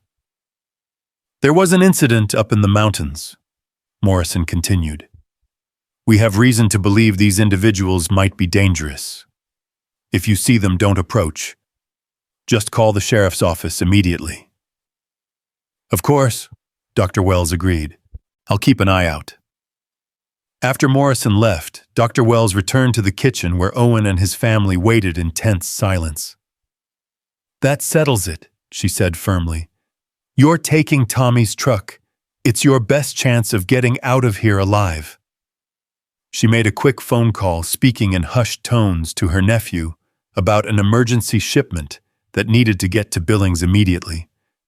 Within minutes, she'd arranged for them to hide in the cargo area of a lumber truck that would be passing through town just after sunrise. What about you? Owen asked, concerned about leaving the elderly doctor to face Henderson's wrath if their presence was discovered. I can handle Jim Henderson and his cronies, Dr. Wells replied with a steely smile. I've been dealing with bullies since before you were born. She spent the remaining time before dawn, ensuring that Rachel was as stable as possible for the journey ahead, adjusting her IV, and providing Owen with supplies to continue her care during the trip to Billings. This recorder, Rachel said, pressing the device into Owen's hands with shaking fingers. If something happens to me, make sure Agent Chen gets it. The access code is Tommy's badge number. He told me it was 22847. Scout seemed to sense the gravity of the moment, pressing close to Rachel and licking her hand gently. The bond that had formed between the dog and the injured detective during their harrowing escape had deepened into something profound, a connection that transcended species and circumstance. The rumble of a heavy diesel engine announced the arrival of Tommy Wells's lumber truck, just as the first pale light of dawn began to penetrate the storm clouds.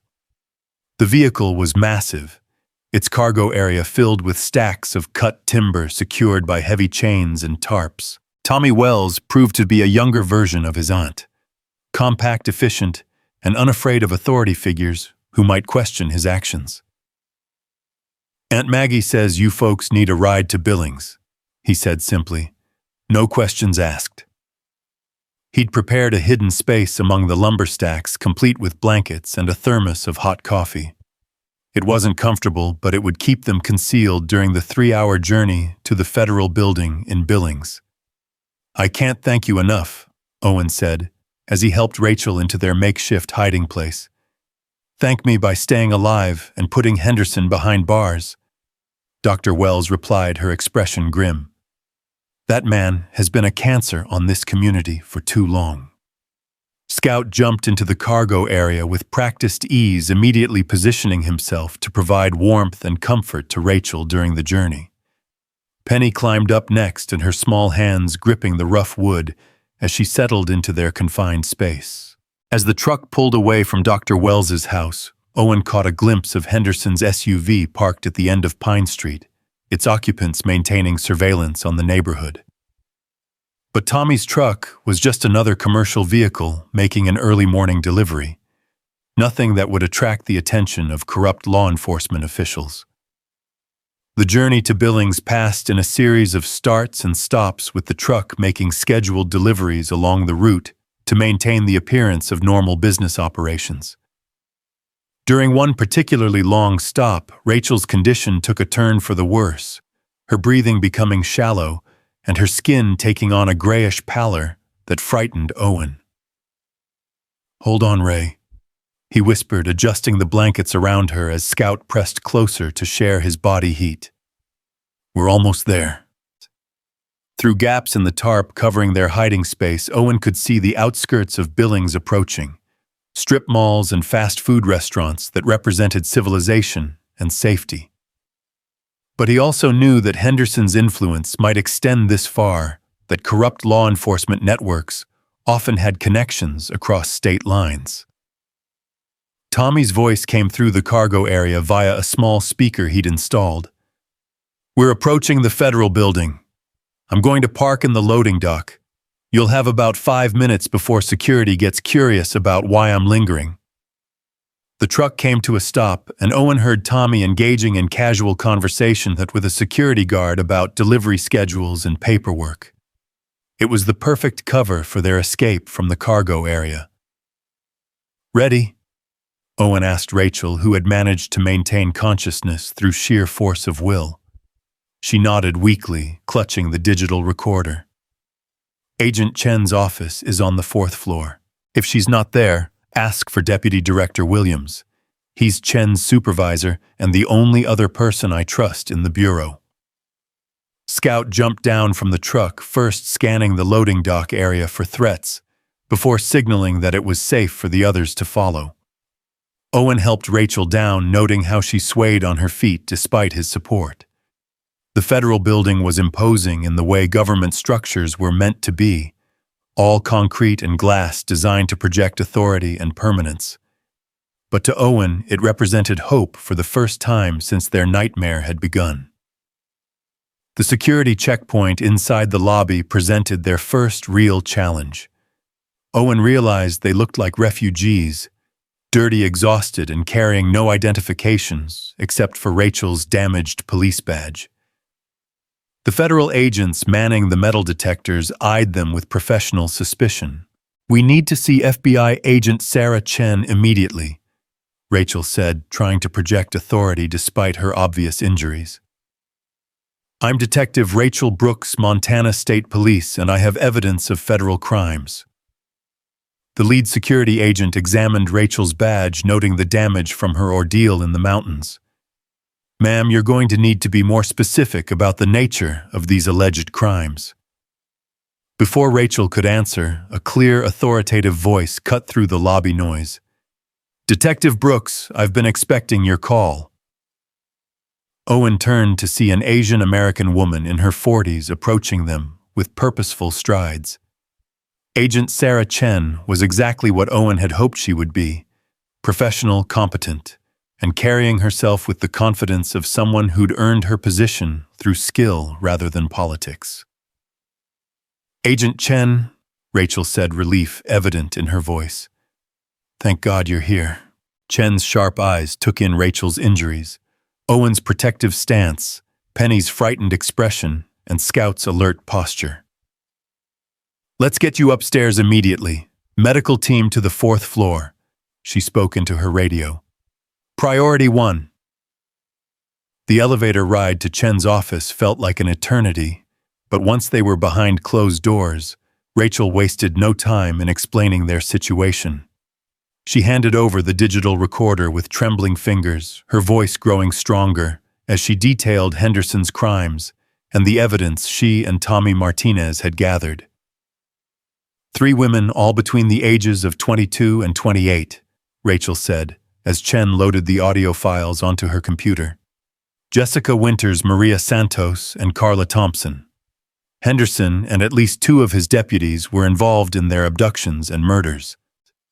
Chen's expression grew grimmer as she listened to the recordings, her fingers flying over the keyboard as she cross-referenced the information with existing federal databases.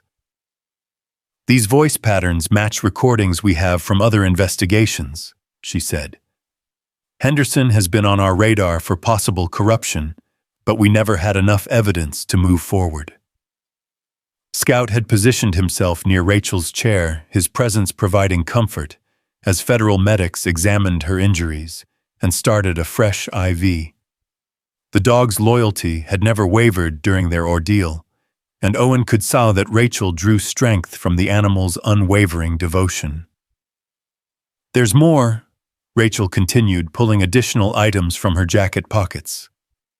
Bank account numbers, photographs of the burial sites, even communications between Henderson and someone he calls the senator. Chen's eyes widened as she examined the photographs.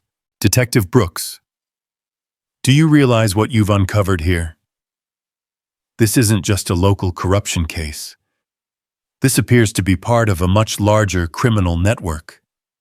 Through Chen's office window, Owen could see buildings stretching out below them, a city going about its normal business, while unaware of the drama playing out in the federal building. But he also noticed something that made his blood run cold. A familiar SUV parked across the street, its occupants maintaining surveillance on the building's entrances. Agent Chen, Owen said quietly, pointing toward the window. Henderson's people found us. Chen followed his gaze and immediately reached for her radio. Security, this is Agent Chen Min. I need a team to investigate a suspicious vehicle parked on North 27th Street. Possible surveillance of federal property. But even as she spoke, the SUV was pulling away, its occupants having accomplished their mission of confirming that Owen and Rachel had reached federal authorities. The real question was what Henderson would do with that information.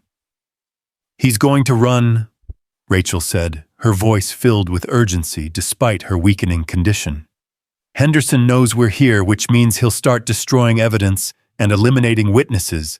We have maybe hours before he disappears completely. Chen was already coordinating with other federal agencies, her phone calls setting in motion a complex operation to apprehend Henderson and his accomplices before they could flee or destroy crucial evidence.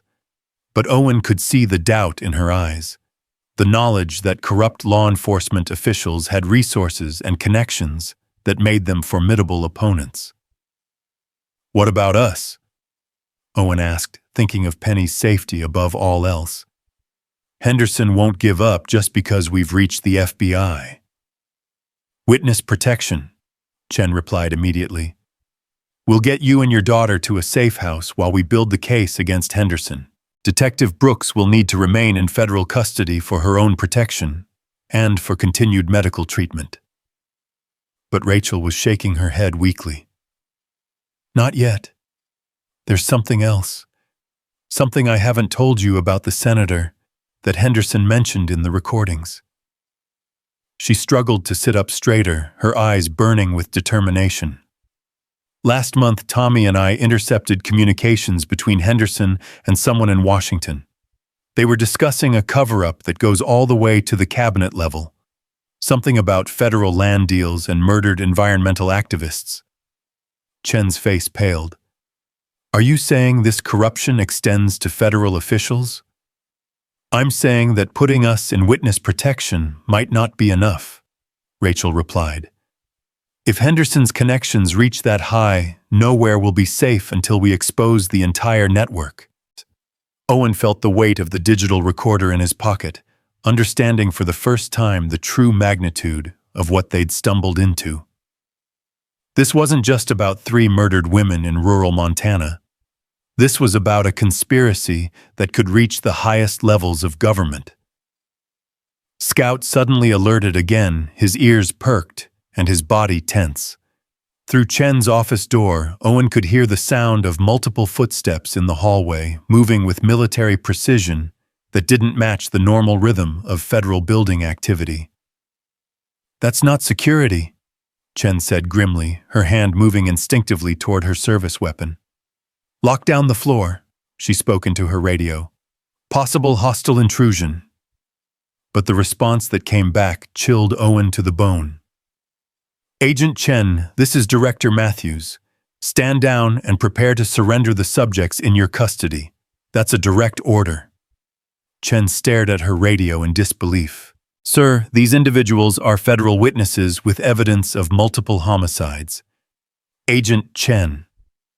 Matthew's voice cut through her protests. You have 60 seconds to comply, or you'll be relieved of duty and charged with obstruction of justice. Owen watched the color drain from Chen's face as she realized the truth. Henderson's corruption had infected the federal building itself. The very people they'd turned to for protection were compromised.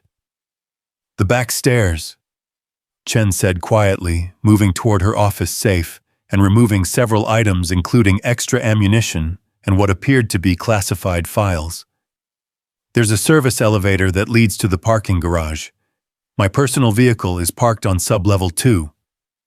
"You can't do this," Owen protested. "You'll be throwing away your career."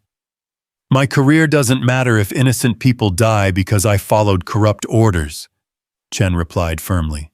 "Besides, Detective Brooks is right. This conspiracy goes much deeper than we initially thought." The sound of footsteps in the hallway was getting closer, accompanied by the distinctive electronic beeping of security cards being used to override locked doors. Whoever was coming for them had high-level access and official authorization. Scout seemed to understand the urgency of their situation, moving toward the office door and taking up a protective stance that would allow him to intercept anyone who tried to enter. The dog's transformation from family pet to guardian was complete. He would defend his pack with his life if necessary. "They're at the end of the hall," Chen whispered, listening to the approaching footsteps. "When I open this door, run straight to the stairwell and don't look back. I'll be right behind you." Owen scooped Penny into his arms while helping Rachel to her feet, noting how she swayed despite her determination to keep moving. The injured detective had pushed herself far beyond her physical limits, sustained only by her commitment to seeing justice done. "Agent Chen," Director Matthews' voice came from just outside the office door. "Last chance to comply peacefully." Chen looked at Owen, Rachel, and Penny with an expression that mixed apology with fierce determination. "Whatever happens next, remember that not everyone in law enforcement is corrupt. There are still people willing to fight for what's right." She yanked open the office door and immediately fired 2 shots down the hallway, not to kill, but to create chaos and confusion. "Go!" she shouted, pushing Owen and his family toward the back stairs.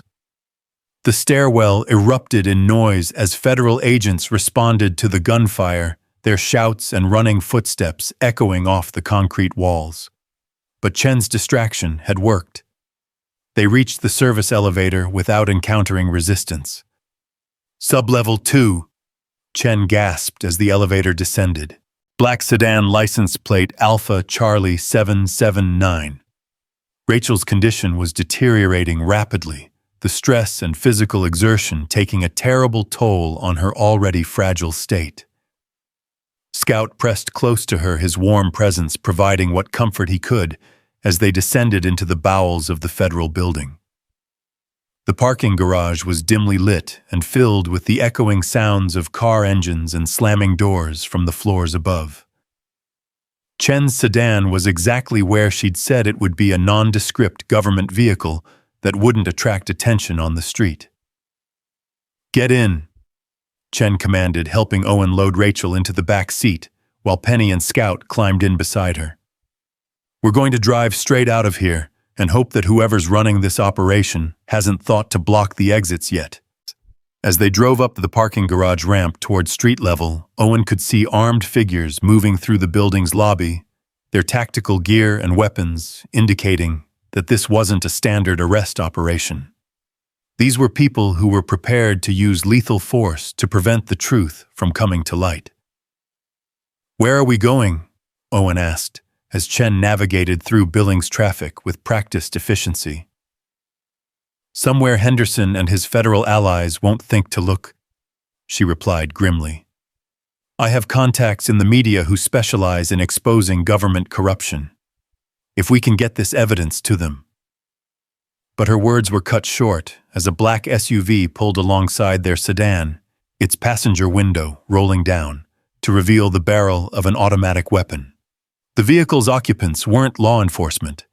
They were private contractors, the kind of mercenaries that government agencies sometimes used for operations that needed to remain off the books. Scout's warning bark was the only thing that saved their lives. The dog's alert gave Chen the split second she needed to slam on the brakes, causing the gunfire to miss their vehicle and shatter the windshield of a car behind them. "Hold on!"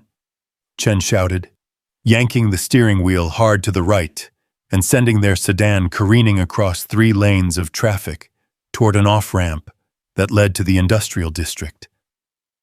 In the back seat, Rachel had lost consciousness again, her breathing shallow and irregular. But even unconscious, her hand still gripped the backup copy of evidence she'd hidden in her jacket. Insurance against exactly this kind of situation. Owen realized with growing dread that their escape from the wilderness had only been the beginning. Now they were facing enemies with federal resources, unlimited budgets, and the willingness to kill anyone who threatened their conspiracy. But they also had something their enemies didn't expect: the unbreakable bonds forged in the Montana wilderness between a father, his daughter, an injured detective, and a golden retriever whose courage had already saved them once. As Agent Chen's sedan raced through the streets of Billings with armed mercenaries in pursuit, Owen Carter understood that the real fight was just beginning. The industrial district of Billings stretched before them, like a concrete maze, its warehouses and factories offering potential sanctuary or deadly traps, depending on how cleverly they could navigate the pursuit closing in behind them.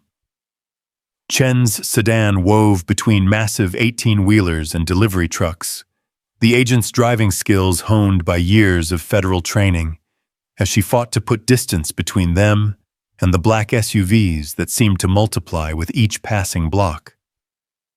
"They're coordinating through radio." Chen observed her eyes flicking between the rearview mirror and the road ahead. "Professional military contractors, not local thugs. Henderson's employers have serious resources."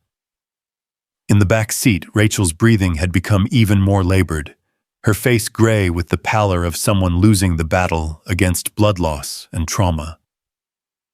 Scout pressed closer to her, his warm body providing what comfort he could, while his intelligent eyes remained alert for new threats. Penny sat rigid with fear, her small hand clutching her father's arm, as bullets shattered the rear window of a truck they'd just passed. "Daddy, are we going to die?" she whispered, her voice barely audible above the roar of engines and squealing tires. Owen reached over to squeeze his daughter's hand, trying to project a confidence he didn't feel. "No, sweetheart. Agent Chen knows what she's doing, and Scout's going to keep us safe." But even as he spoke the words, Owen could see that their situation was deteriorating rapidly. The pursuing vehicles had split up, flanking them from multiple directions, with the precision of a military operation. These weren't desperate criminals fleeing justice. They were professionals executing a carefully planned elimination of witnesses. "There," Chen pointed toward a sprawling industrial complex ahead of them, its multiple buildings and loading docks offering the kind of terrain where superior numbers might not guarantee victory. "Rimrock Steel. It's been closed for 6 months, but the security systems are still active." She yanked the steering wheel hard to the right, sending their sedan skidding through the complex's main gate, just as automatic weapon fire erupted from the pursuing SUVs. Sparks flew from the metal fence posts as bullets ricocheted off steel and concrete, the sound deafening in the enclosed space of their vehicle. The steel plant was a monument to America's industrial past. Massive buildings filled with dormant machinery, overhead cranes frozen in place like sleeping giants, and endless corridors that could hide an army or become a tomb for the unwary. Chen drove deeper into the complex, her headlights cutting through the gloom as she searched for a defensible position. The main smelting building, she decided, steering toward the largest structure in the complex. Multiple floors, limited access points, and enough steel framework to stop armor-piercing rounds.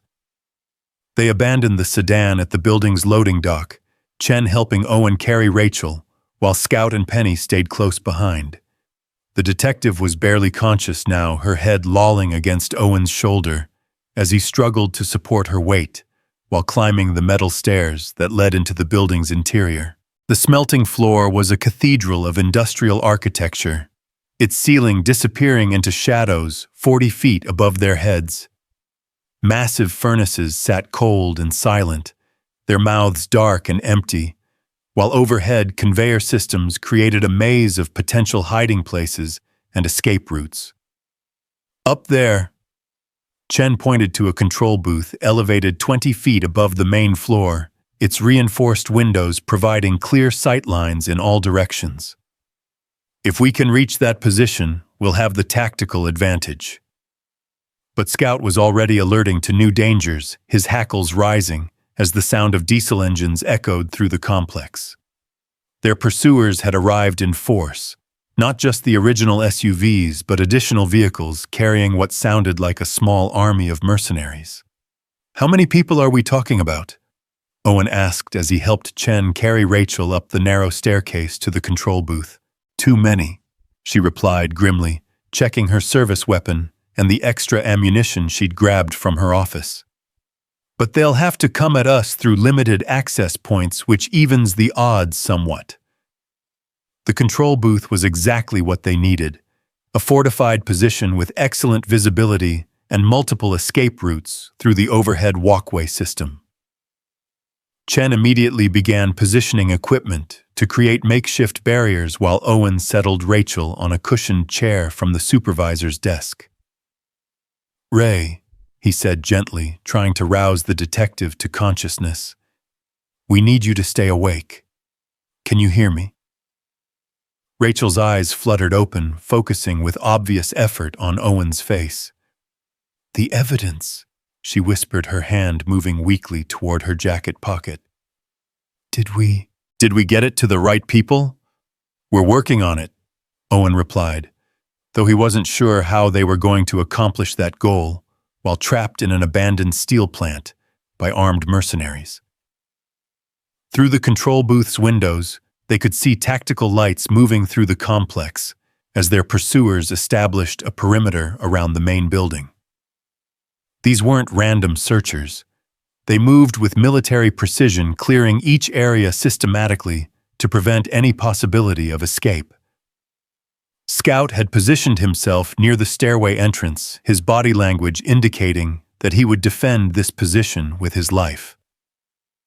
The dog's transformation from family pet to warrior had been complete, his loyalty to Owen's family extending to include Rachel and even Agent Chen in their makeshift pack. "Agent Chen," a voice called out from the smelting floor below, electronically amplified to carry through the vast space. "This is Commander Price, Blackwater Security Solutions. You're surrounded and outgunned. Surrender the fugitives and walk away." Chen moved to one of the booth's windows, her weapon ready, but held low. "Commander Price, I'm a federal agent in pursuit of suspects wanted for multiple homicides. You're interfering with a federal investigation." Price's laughter echoed through the building, cold and professional. "Agent Chen, your federal authority was revoked 47 minutes ago. You're now classified as a rogue agent harboring fugitives wanted in connection with terrorist activities." Owen felt his blood turn to ice. In less than an hour, they'd gone from federal witnesses to classified terrorists, their protection under law evaporating as quickly as morning mist. The conspiracy reached higher and had more resources than any of them had imagined. "Terrorist activities," Chen called back, genuine outrage in her voice. "These people are witnesses to government corruption and murder." "That's not how the paperwork reads," Price replied, his tone suggesting that paperwork was whatever his employers needed it to be. "You have 60 seconds to surrender before we come up there and collect you." Rachel struggled to sit up straighter, her determination overriding her physical weakness. "Chen," she whispered urgently, "the backup plan Tommy and I discussed. There's a journalist in Denver, Sarah Mitchell at Channel 9 News. She specializes in government corruption stories." "How do we contact her from here?" Owen asked, looking around the control booth for any communication equipment that might still be functional. Chen was already moving her hands, flying over the booth's control panel as she brought dormant systems online. "This place still has internet connectivity for the security systems," she reported. "If I can establish a secure connection." The sound of boots on metal stairs indicated that Commander Price had grown tired of negotiations. His mercenaries were advancing on their position with the confidence of professionals who'd handled similar situations dozens of times before.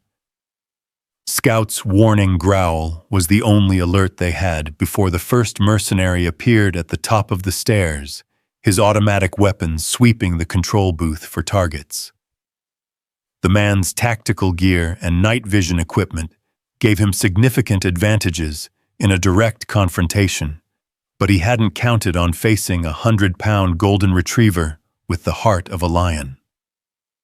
Scout's attack was swift and devastating, his powerful jaws clamping down on the mercenary's weapon arm, while his weight and momentum sent both of them tumbling back down the stairs in a tangle of man-dog and military equipment. The resulting crash echoed through the building like thunder, followed immediately by Scout's fierce barking and the mercenaries' screams of pain and surprise. "Scout!" Penny cried, starting toward the stairway before Owen caught her arm. "Stay back, sweetheart," he commanded, though his own heart was breaking at the sound of the dog's battle below.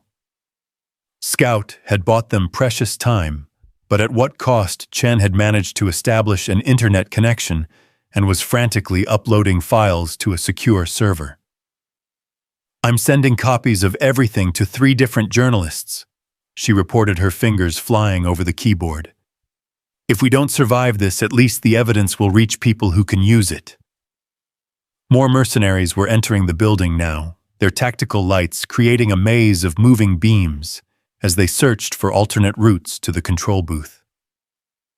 Owen could hear them coordinating through radio communications, their professional calm, indicating that Scout's fierce resistance had only temporarily disrupted their assault. Rachel pulled herself to her feet, swaying dangerously, but determined to contribute to their defense. "There's a service tunnel that connects to the next building," she said, pointing to a maintenance access panel in the booth's rear wall. "Tommy showed me the blueprints when we were investigating the complex for possible criminal activity." Owen helped her remove the panel, revealing a narrow crawl space that disappeared into darkness. It would be a tight fit for adults, but it might be their only escape route as the mercenaries' net closed around them. "Penny first," he decided, helping his daughter climb into the tunnel. "Then Rachel, then Chen, and I'll bring up the rear." But Rachel was shaking her head, her eyes filled with the determination that reminded Owen of Sarah during her final battle with cancer.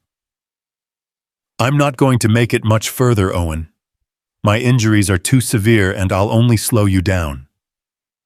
"We're not leaving you," Owen replied firmly, the same words he'd spoken in the cave when she'd tried to sacrifice herself for their safety. "You have to," she insisted, pressing a small device into his hands. "This is a backup GPS locator that shows the burial sites of Henderson's victims. Combined with the audio recordings, it's everything the journalists will need to expose the entire conspiracy." The sound of Scout's continued barking indicated that the dog was still fighting somewhere in the building below, his courage buying them precious time even while outnumbered and outgunned. Owen's heart swelled with pride and terror in equal measure. Scout was proving himself to be the guardian angel that Sarah had always said he was. Chen finished uploading the files and began destroying the computer equipment to prevent the mercenaries from accessing their communications. "Upload complete," she reported. "Sarah Mitchell in Denver now has everything she needs to break this story wide open." Through the control booth's windows, Owen could see additional vehicles arriving at the steel plant. Not more mercenaries, but what appeared to be federal agents in standard FBI tactical gear. For a moment, hope flared in his chest before Chen's grim expression crushed it. "Those aren't real FBI agents," she said, studying the new arrivals through binoculars. The gear is right, but the deployment pattern is all wrong. Henderson's people are getting desperate. They're willing to impersonate federal agents to maintain their cover story. Rachel was fading fast now, her breathing shallow, and her skin taking on the waxy pallor that Owen recognized from Sarah's final days. But her eyes remained alert and focused, burning with the intensity of someone who refused to die until her mission was complete. "The tunnel," she insisted, pushing Owen toward the maintenance access. "Take Penny and get out of here. Chen can follow, but I'm staying to buy you more time." "Ray, no," Owen protested, but she was already moving toward the booth's weapon locker, her determination overriding her physical limitations. The sound of boots on metal stairs had resumed, indicating that the mercenaries had regrouped and were advancing on their position again.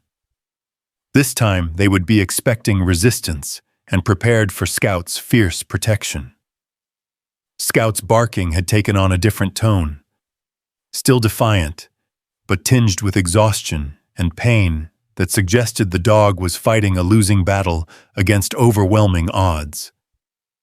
Owen's heart broke as he realized that their faithful guardian was sacrificing himself to protect the family he'd sworn to serve. "Go!" Rachel shouted, firing her first shots down the stairway as tactical lights appeared at the landing below. "Get that evidence to the media before they can cover this up." Owen grabbed Penny and pushed her into the service tunnel, his heart tearing, as he was forced to abandon both Rachel and Scout to save his daughter's life. Behind him, Chen was providing covering fire, while Rachel held the stairs against the advancing mercenaries. The service tunnel was a nightmare of sharp metal edges and confined spaces, barely wide enough for an adult to crawl through on hands and knees. Owen pushed forward with Penny ahead of him, their progress marked by the sounds of gunfire echoing through the steel plant behind them. "Daddy, what about Scout?" Penny asked, tears streaming down her face as they crawled through the darkness. "Scout's doing what he was trained to do," Owen replied, though his own voice broke with emotion. "He's protecting us, just like your mom would have wanted." They emerged from the tunnel in the adjacent building, a smaller structure that housed the plant's electrical systems and maintenance equipment. Through the windows, Owen could see that the mercenaries had surrounded the main building, their tactical lights creating an almost daylight-bright illumination around the control booth.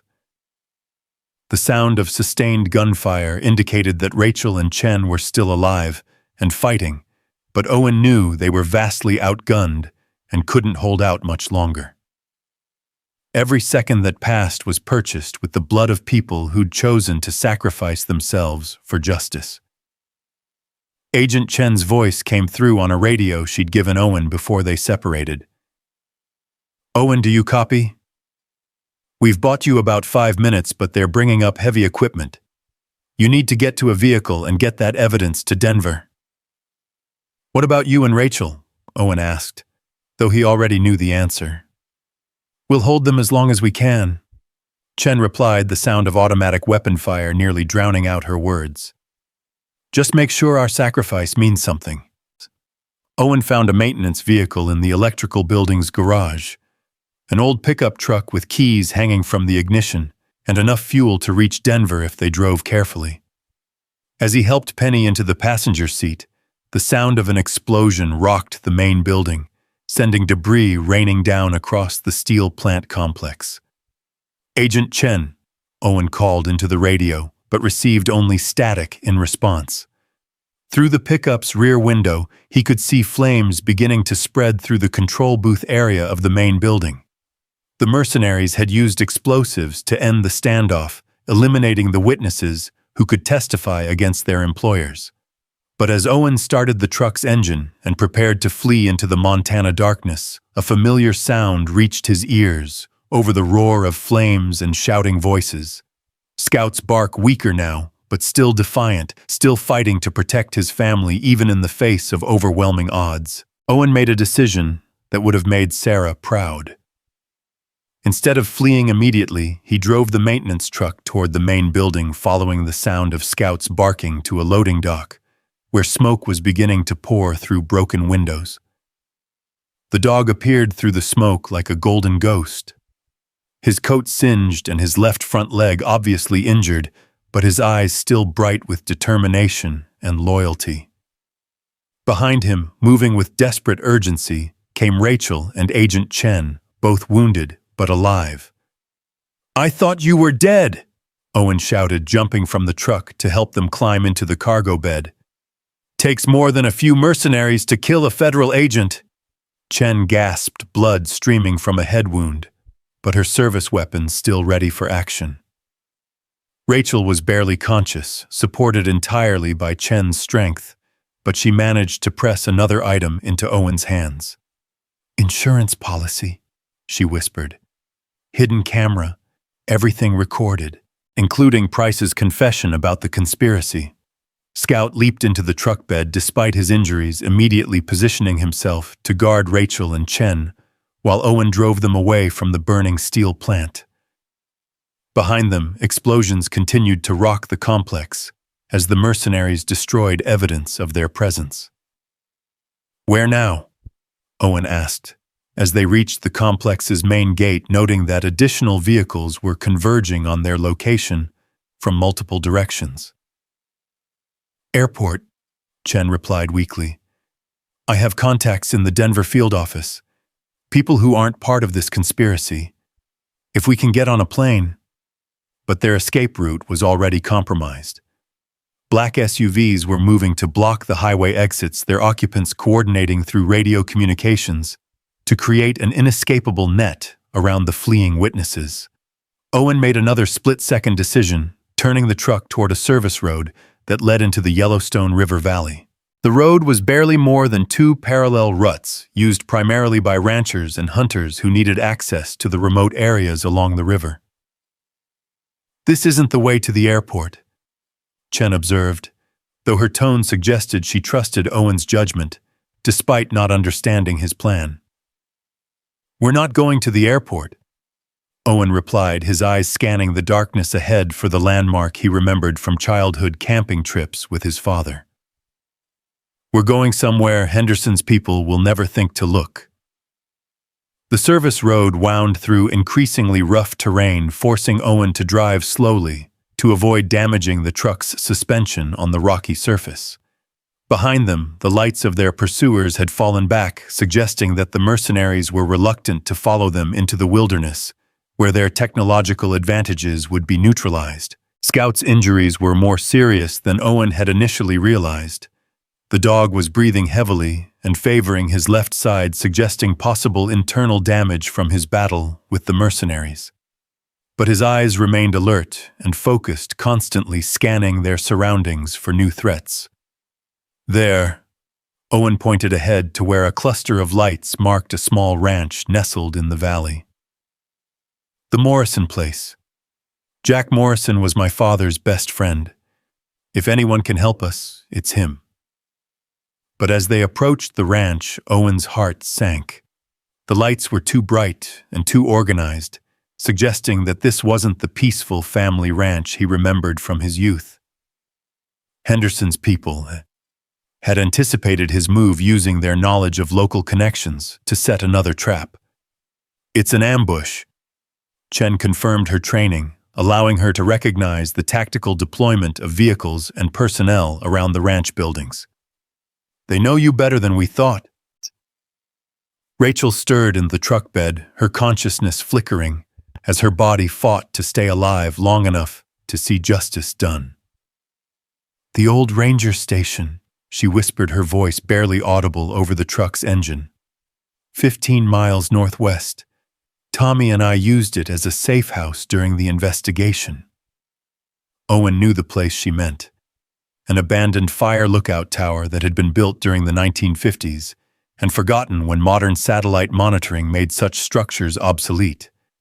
It was remote enough to provide temporary sanctuary while they figured out how to get the evidence to Denver. The drive to the ranger station was a nightmare of rough terrain and mechanical problems with the old maintenance truck struggling to navigate rocky slopes and fallen trees that blocked the primitive road. More than once, Owen had to get out and clear obstacles by hand, while Chen provided security with her weapon, and Scout stood guard despite his injuries. When they finally reached the ranger station, Owen was relieved to find that the building was exactly as he remembered. Isolated, defensible, and equipped with emergency communication equipment that might still be functional after decades of abandonment. The station consisted of a 2-story lookout tower with living quarters on the ground floor and an observation deck surrounded by windows on the upper level. Solar panels installed during the building's active years still provided limited electrical power, and a backup radio system offered the possibility of contacting the outside world. Owen helped carry Rachel into the ground floor living area, while Chen secured the perimeter and assessed their tactical situation. Scout limped alongside them, his determination unchanged, despite obvious pain from his injuries. "We can't stay here long," Chen observed as she examined the station's defensive possibilities. "This location offers good visibility, but we're trapped if Henderson's people find us." Rachel was fading rapidly now, her breathing becoming increasingly labored as blood loss and trauma took their final toll. But she fought to remain conscious, her eyes burning with the fierce determination that had sustained her throughout their ordeal. "The evidence," she insisted, gripping Owen's hand with surprising strength. "Everything we've gathered, the recordings, the photographs, the GPS coordinates, it has to reach the media before Henderson can create a cover story." Owen looked at the collection of devices they'd accumulated. Digital recorders, backup drives, hidden cameras, and documentation that painted a picture of corruption reaching the highest levels of law enforcement and government. It was enough evidence to bring down Henderson's entire network, but only if it reached people who could use it. "I'll get it to Sarah Mitchell in Denver," Owen promised, though he had no idea how he was going to accomplish that goal, while trapped in an abandoned ranger station with injured companions and limited resources. Scout had positioned himself near one of the station's windows, his ears perked and alert despite his injuries. The dog's behavior suggested that their pursuers were still searching, probably expanding their net to include all possible hideouts in the area. Chen was working with the station's radio equipment, trying to establish contact with federal agents who might not be compromised by the conspiracy. Her efforts were hampered by outdated technology and atmospheric interference, but she persisted with the determination of someone who understood that failure meant death for everyone in the station. "I'm getting something," she reported, adjusting the radio's frequency controls. "Weak signal, but it might be the Denver field office." But before she could establish clear communication, Scout's warning growl indicated that their sanctuary had been compromised. Through the observation deck windows, Owen could see lights moving through the forest below, multiple vehicles converging on the ranger station with military precision. "How did they find us so fast?" Owen asked, his heart sinking as he realized they were about to face their final confrontation with Henderson's mercenaries.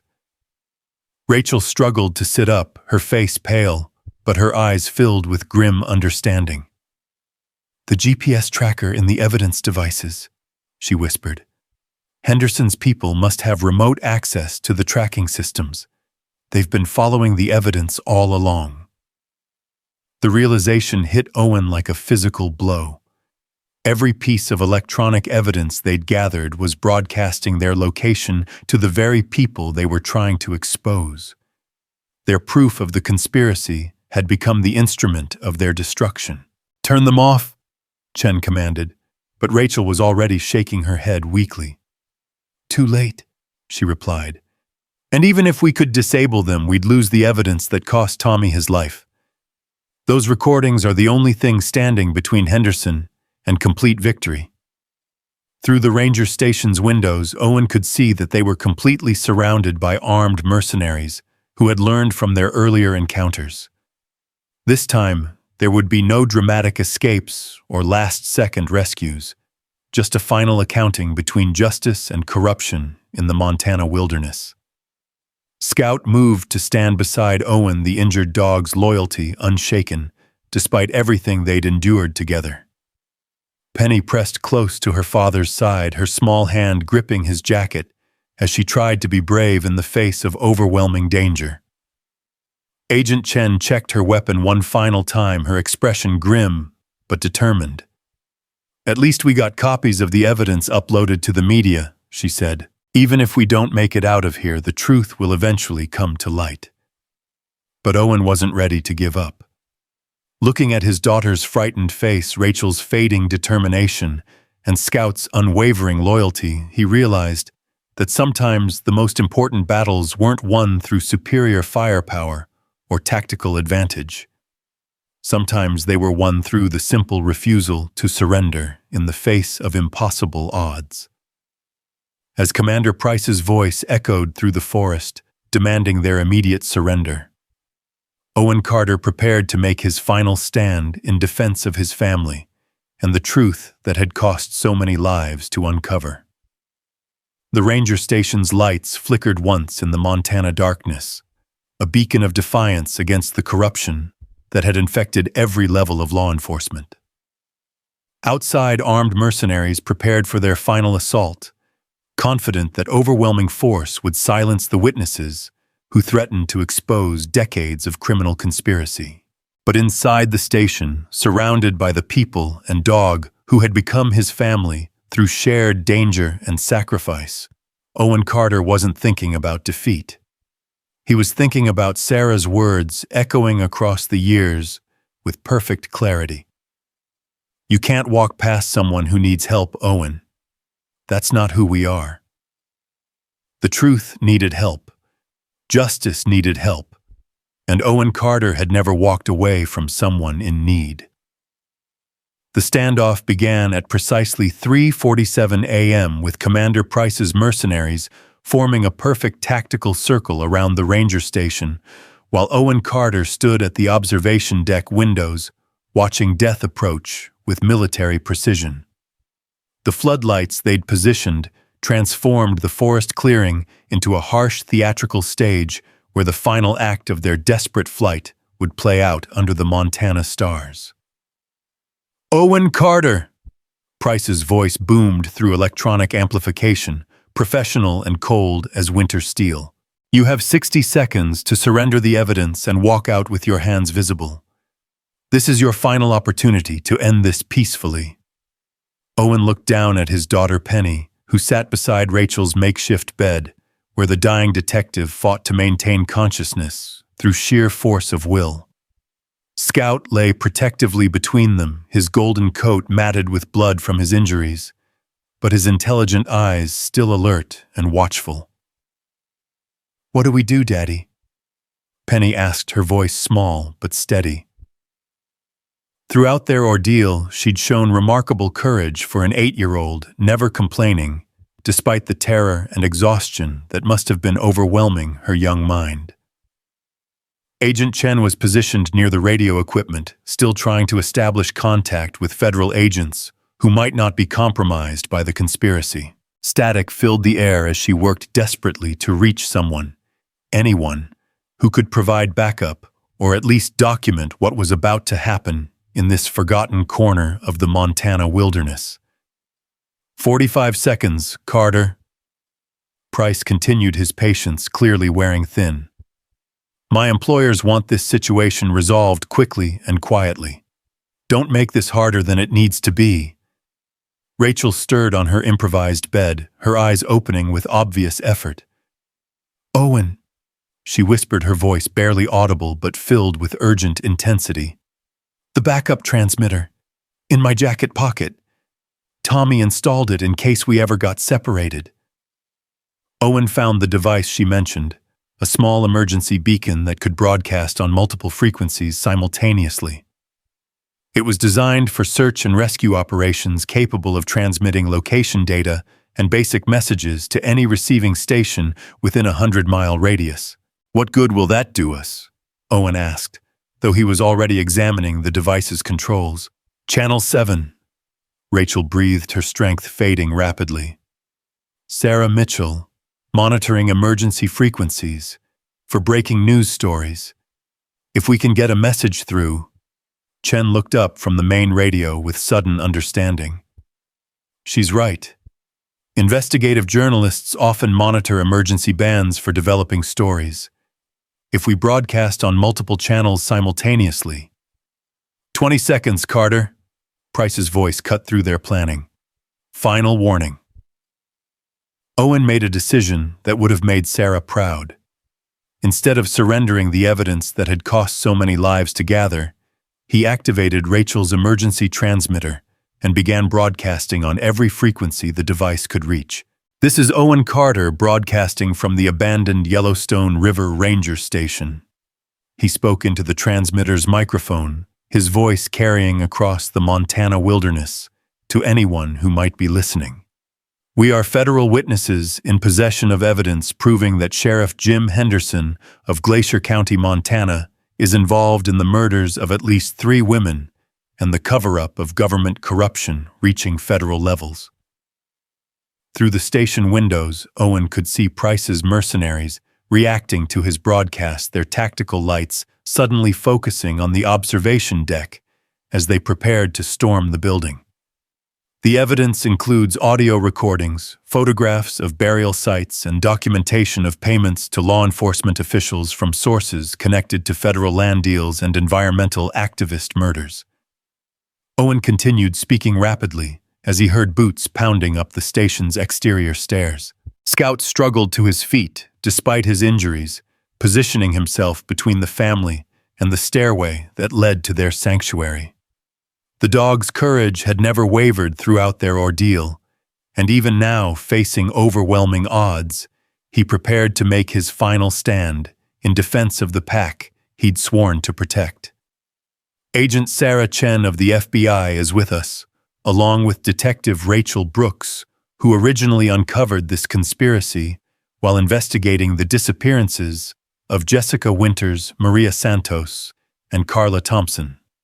Owen broadcast as the first mercenaries appeared at the top of the stairs.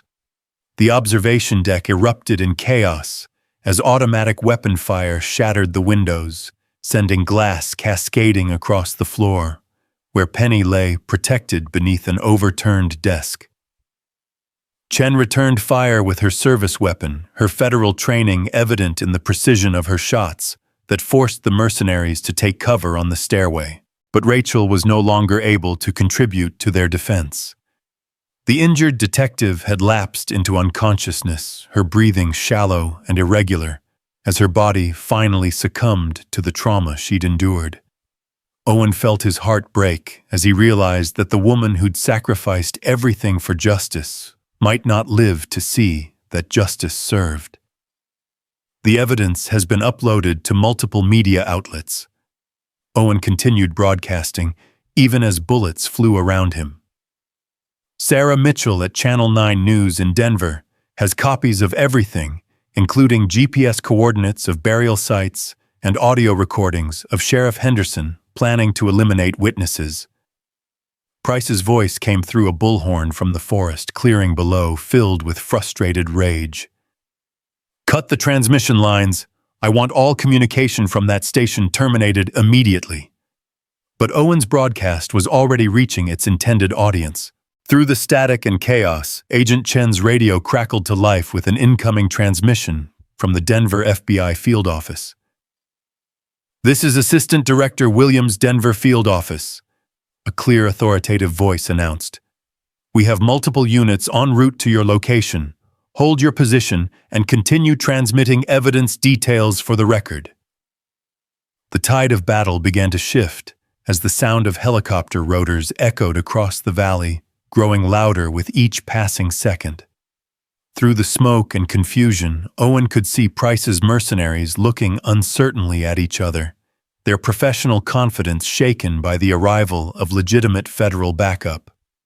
"Sir, we have incoming federal aircraft," one of Price's men reported through their tactical radio system. multiple helicopters, possibly a full tactical response team. Price's response was immediate and ruthless. Eliminate the witnesses now before federal agents can take them into custody. Use whatever force is necessary. The mercenaries' assault intensified with explosive charges, detonating against the station's ground floor, while automatic weapon fire raked the observation deck. But Scout's warning had given Owen precious seconds to position his family behind the station's reinforced communications equipment, thick steel housings that provided protection against small arms fire. Agent Chen had taken a bullet in her left shoulder, but continued returning fire with grim determination, her federal training evident in every calculated shot. "They're trying to destroy the building," she called out over the noise of battle. "We need to get to a more defensible position." But there was nowhere left to retreat. The ranger station was surrounded, its ground floor compromised by explosives and its observation deck under constant fire from multiple directions. They were trapped in a small space with limited ammunition, facing professional killers who had orders to leave no witnesses alive. That's when Scout made his final heroic decision. The injured golden retriever looked at Owen with intelligent eyes that seemed to convey a lifetime of love and loyalty in a single glance. Then, with a courage that would have made Sarah weep with pride, Scout charged down the stairway toward the advancing mercenaries, his powerful bark echoing through the station like a battle cry. "Scout, no!" Penny screamed, but the dog was already among the enemy, his 100 pounds of muscle and determination wreaking havoc among men who'd been trained to fight humans, not a furious golden retriever defending his family. The distraction Scout created was exactly what Owen and Chen needed. While the mercenaries struggled to deal with the dog's unexpected assault, federal helicopters descended on the clearing, with searchlights blazing and loudspeakers demanding immediate surrender from all armed personnel. "Federal agents," the helicopter loudspeakers boomed. "This is the FBI. Lay down your weapons and surrender immediately." Price's mercenaries found themselves caught between Scout's ferocious attack from below and the arrival of legitimate federal backup from above. Several of them made the practical decision to surrender immediately, dropping their weapons and raising their hands as FBI tactical teams repelled from the helicopters. But Commander Price himself wasn't ready to give up.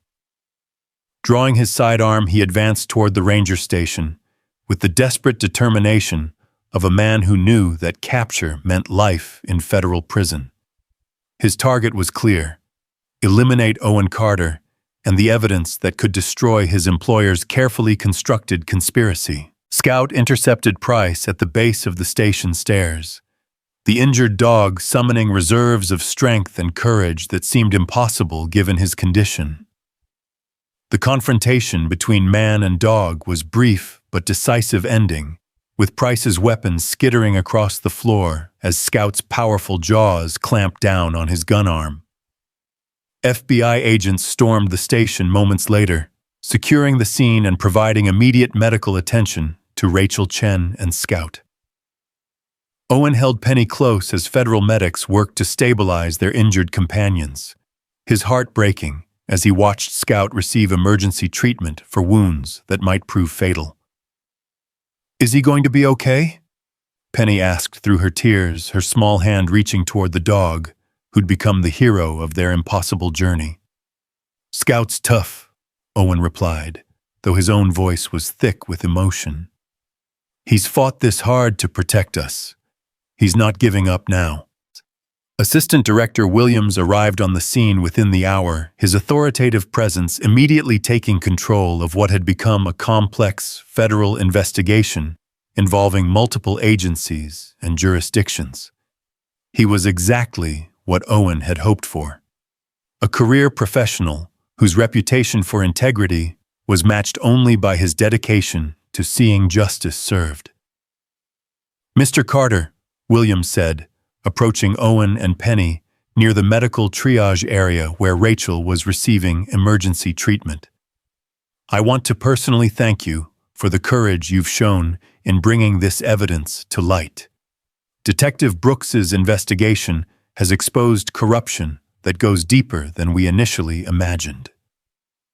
Through the chaos of the crime scene, Owen could see federal agents cataloging evidence and documenting the mercenaries' equipment. Several of Price's men were already providing statements in exchange for reduced sentences, their professional loyalty evaporating when faced with federal prosecution. "What about Sheriff Henderson?" Owen asked, concerned that the architect of the conspiracy might escape justice while his hired guns faced the consequences.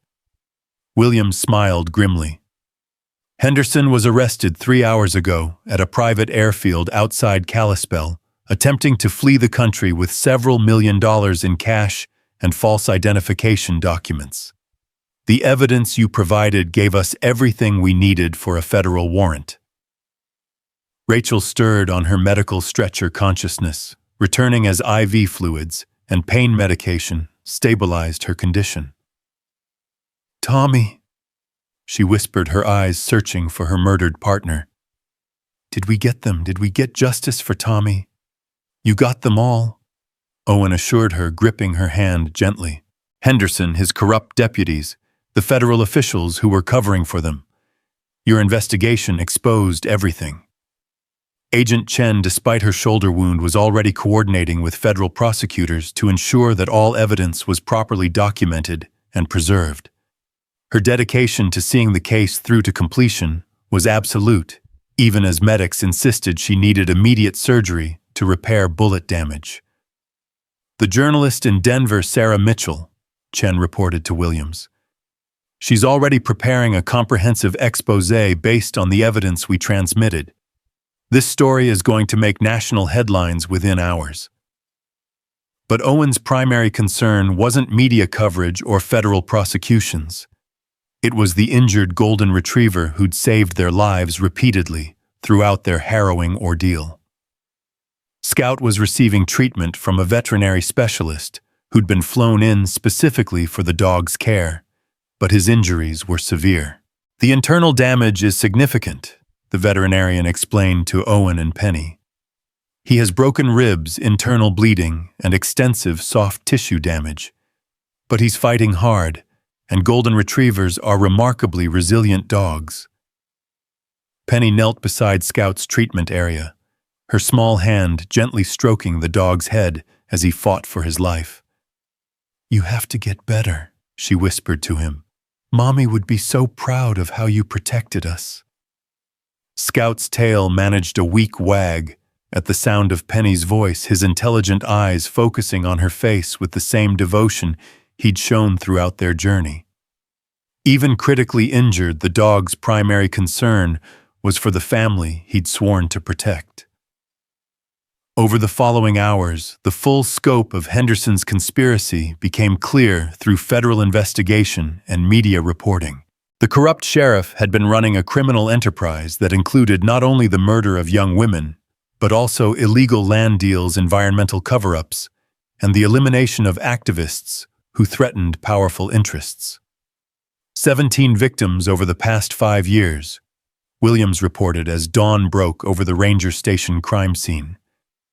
Women environmental activists, journalists, who were getting too close to the truth. Henderson and his network were responsible for all of them. The federal case expanded rapidly as more evidence emerged and additional suspects were arrested across multiple states. What had begun as Detective Rachel Brooks's investigation into 3 missing women had uncovered a conspiracy that reached into corporate boardrooms and government offices at the highest levels. Sarah Mitchell's news report aired that evening, providing a comprehensive exposé that left no doubt about the extent of the corruption or the courage of the witnesses who'd risked everything to expose it. The story dominated national headlines for weeks, leading to congressional investigations and reforms in federal oversight of rural law enforcement. But for Owen Carter, sitting in a Denver hospital room 3 days later, the most important news had nothing to do with congressional hearings or media coverage. Scout had survived his surgery and was showing signs of recovery that his veterinarian called miraculous. "He's not going to be running through the mountains anytime soon," the veterinarian explained. "But with proper care and rehabilitation, he should make a full recovery. Golden retrievers have remarkable healing abilities when they have something important to live for." Rachel was recovering as well, her injuries serious, but no longer life-threatening. She would face months of physical therapy and psychological counseling to deal with the trauma of losing her partner and nearly dying herself. But her determination to see justice served had never wavered. "Tommy would be proud," she told Owen during one of his visits to her hospital room. "We got them all. Every corrupt official, every co-conspirator, every person who thought they were above the law." Agent Chen had already returned to duty, despite her shoulder wound, leading the federal task force that was dismantling Henderson's network and building cases against dozens of co-conspirators. Her dedication to the investigation had earned her a promotion and recognition from FBI headquarters, but she insisted that the real heroes were the witnesses who'd refused to be silenced. The media attention was overwhelming at first, with reporters and documentary filmmakers seeking interviews about their harrowing experience. But Owen was more interested in returning to normal life with Penny and Scout, rebuilding their family after the trauma they'd endured together. 6 months later, Owen stood in the backyard of their new home in Billings, watching Penny throw a tennis ball for Scout, who was running with only a slight limp to remind anyone of his heroic ordeal. The dog's recovery had been complete, his spirit unbroken by the violence he'd faced in defense of his family. The house was a gift from the Federal Witness Protection Program, along with new identities and financial support to help them start fresh in a safe location. Henderson and his remaining conspirators were all serving life sentences in federal prison, their criminal network completely dismantled by the evidence Owen and his family had risked everything to preserve. "Daddy, look how fast Scout is running," Penny called out, her laughter filling the evening air as the golden retriever bounded across their yard with the same enthusiasm he'd always shown for simple pleasures. Owen smiled, remembering Sarah's words about Scout being their guardian angel. She'd been right in ways she never could have imagined, and he knew she would have been proud of the courage their dog had shown in protecting the family she'd left behind. Dr. Margaret Wells visited regularly, having become something of a surrogate grandmother to Penny and a trusted friend to Owen. The elderly medic had faced no consequences for helping them escape her reputation in the community, too solid for Henderson's surviving allies to challenge. "That dog of yours is special," she observed during one visit watching Scout play with Penny in the backyard. "I've seen a lot of animals in my time, but I've never seen loyalty and courage like his." Rachel Brooks had accepted a position with the FBI's Public Corruption Unit, using her experience and knowledge to investigate similar cases across the country. She visited Owen and Penny every few months, maintaining the bond forged during their desperate flight through the Montana wilderness. "How are you adjusting to federal life?" Owen asked during her latest visit. "It's different from small-town policing," Rachel admitted, "but the work is important. Every corrupt official we expose, every conspiracy we unravel, it's justice for victims like Jessica, Maria, and Carla." She paused, watching Scout demonstrate a new trick for Penny's delight. "And it's a tribute to Tommy's memory. He died trying to uncover the truth, and now that truth is making a difference across the country." The legal proceedings continued for over 2 years, with federal prosecutors building cases against every member of Henderson's network. The corruption had reached deeper than anyone had initially suspected, involving mining companies, logging interests, and federal officials who'd been willing to cover up murder to protect their financial interests. Commander Price and his mercenaries faced federal charges for attempted murder of federal witnesses, with several accepting plea agreements in exchange for testimony against their employers. The private security company that had employed them was dissolved, its assets seized to compensate the families of Henderson's victims. But perhaps the most satisfying outcome was the posthumous recognition given to Detective Tommy Martinez, Rachel's murdered partner. A federal courthouse in Montana was renamed in his honor, acknowledging his sacrifice in the pursuit of justice for victims who might otherwise have been forgotten. On the second anniversary of their escape from the Montana wilderness, Owen organized a memorial service for all of Henderson's victims. The ceremony was held in Glacier National Park, not far from where their ordeal had begun, with family members, law enforcement officials, and federal agents gathering to remember those who'd lost their lives to corruption and greed. Penny, now 10 years old, and showing remarkable resilience despite everything she'd experienced, spoke on behalf of all the children who'd lost parents to Henderson's crimes. Her words were simple but powerful, reflecting a wisdom beyond her years. "Bad people tried to hurt a lot of families," she said, standing at a podium with Scout sitting faithfully beside her. "But good people fought back, and now the bad people can't hurt anyone else. My mommy always said that when you see someone who needs help, you don't walk away. That's what my daddy and Scout and Detective Brooks and Agent Chen did. They didn't walk away."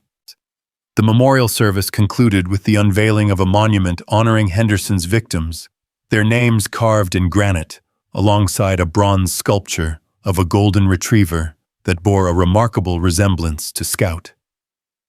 The inscription read simply, "In memory of those lost to corruption, and in honor of those who refused to remain silent."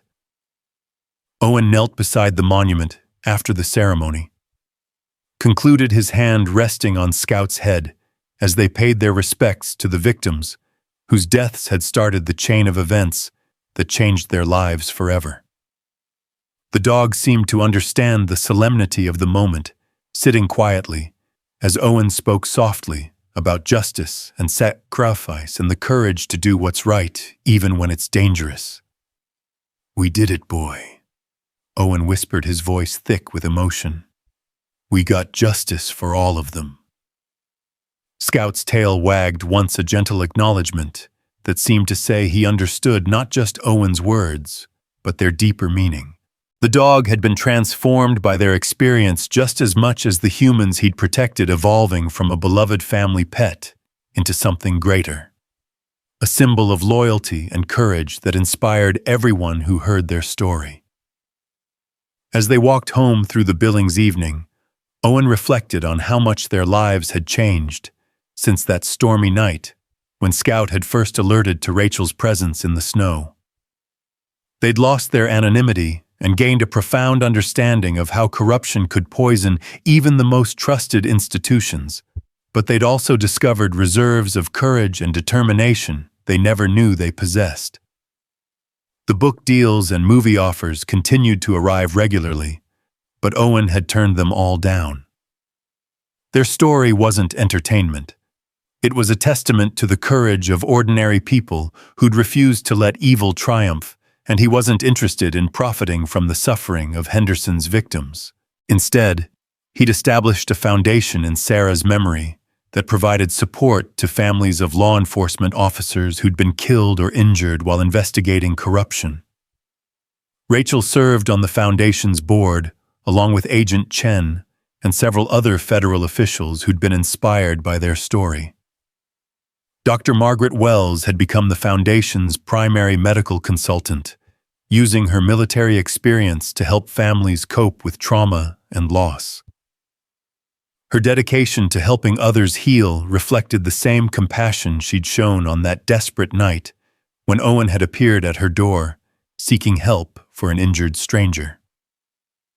The foundation's first major project was funding scholarships for children who'd lost parents to violence or corruption, ensuring that tragedy wouldn't prevent them from pursuing their dreams. Penny had suggested the scholarship program, arguing that education was the best way to prevent future corruption by creating informed citizens who couldn't be easily deceived. Tommy Wells.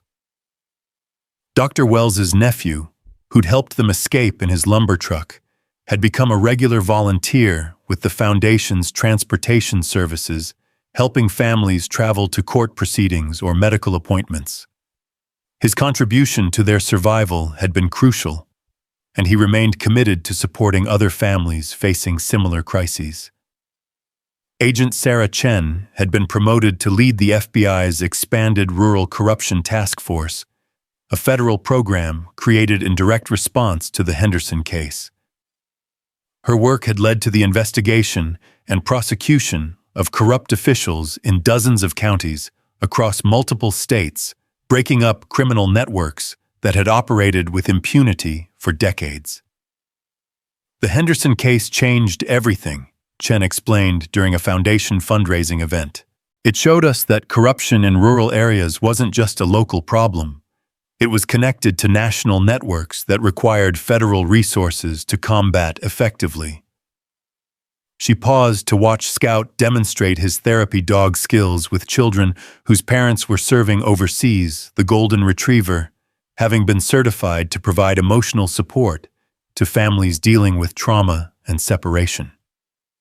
But more than that, Chen continued, it showed us the power of ordinary citizens who refused to be intimidated by corrupt authority. Owen Carter and his family could have stayed silent, could have tried to forget what they'd witnessed. Instead, they chose to fight for justice, and that choice saved countless lives. The ripple effects of their story continued to spread, inspiring reforms in law enforcement oversight and federal investigation procedures. Congressional hearings had led to new legislation requiring federal review of suspicious patterns in rural missing person cases, ensuring that future victims wouldn't be forgotten or ignored.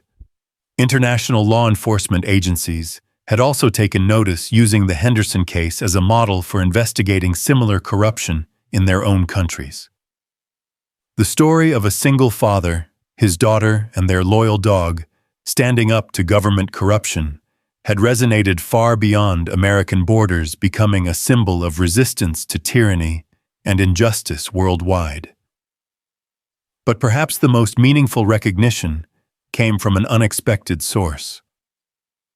On Scout's 5th birthday, 2 years after their Montana ordeal, the American Kennel Club presented him with their highest honor for heroism, the first time in the organization's history that the award had been given to a dog who wasn't specifically trained for law enforcement or military service. Scout represents the best qualities of the Golden Retriever breed, the AKC president announced during the ceremony. Loyalty, intelligence, courage, and an instinctive desire to protect those who cannot protect themselves. His actions during the Henderson investigation exemplify everything we hope to see in the human-canine bond. Scout accepted the award with typical Golden Retriever grace, his tail wagging enthusiastically as children from the audience were invited to meet him and hear about his adventures. His story had become a favorite in elementary schools across the country, inspiring young people to stand up for what's right, even when it's difficult or dangerous. As evening approached on that special day, Owen sat on his back porch, watching Scout play with Penny and several of her friends, the dog's energy and enthusiasm showing no signs of diminishing despite his advancing age and the trauma he'd endured. The Golden Retriever had not only survived their ordeal, but had thrived, becoming an even more remarkable animal through his experiences. The phone rang, interrupting Owen's peaceful observation of the backyard festivities. Rachel's voice came through clearly, calling from her FBI field office in Washington, where she was briefing congressional investigators about a new corruption case her team had uncovered. "I wanted to call and wish Scout a happy birthday," she said, her voice warm with affection for the dog who'd saved all their lives. "Is he enjoying his party?" "He's in heaven," Owen replied, watching Scout patiently allow a group of 5-year-olds to decorate him with birthday ribbons and bows. "I think he enjoys being the center of attention." "He's earned it," Rachel said simply. "Have you given any more thought to that documentary proposal, the one that wants to donate all proceeds to the foundation?" Owen had been considering the offer for months. Unlike the commercial entertainment proposals he'd rejected, this documentary would focus on the victims of Henderson's crimes and the systematic reforms that had resulted from their exposure. All profits would support the Foundation's work, helping other families facing similar crises. "I think Sarah would approve," he said, finally making his decision. "If it helps other families and honors the victim's memory, then we should do it."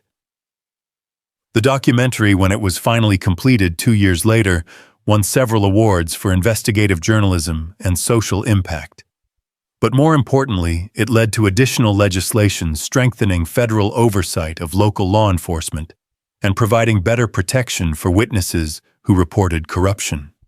Scout made several appearances during the documentary's promotional tour, his presence serving as a powerful reminder of the loyalty and courage that had made their survival possible. The golden retriever had become something of a celebrity, but he seemed most comfortable when he was simply being a family dog playing with Penny, or accompanying Owen on their daily walks through their Billings neighborhood. On quiet evenings, Owen often found himself thinking about the chain of events that had started with a simple drive to visit his mother during a Montana blizzard. If Scout hadn't alerted to Rachel's presence, if they'd driven past without stopping, if they'd chosen to remain silent about what they'd witnessed, how many more people would have died at Henderson's hands? "Sometimes I wonder what would have happened if we'd made different choices," he admitted to Dr. Wells during one of her visits. The elderly medic smiled, watching Scout demonstrate his latest trick for Penny's friends. "You made the only choices your character would allow," she replied. "Sarah raised you to be the kind of man who doesn't walk past someone in need, and she raised Penny the same way. Scout was just being himself, loyal, brave, and protective of his family." "But the cost," Owen said, thinking of Tommy Martinez's death and Rachel's near-fatal injuries, the trauma Penny had endured, and the months of danger they'd all faced. "The cost of doing nothing would have been higher," Dr. Wells replied firmly. "Henderson's killing would have continued, more families would have lost loved ones, and corruption would have spread even further through law enforcement. Sometimes the right choice is also the hardest choice." As Scout's story became more widely known, the golden retriever received hundreds of letters from children around the world, many of them facing their own difficult situations.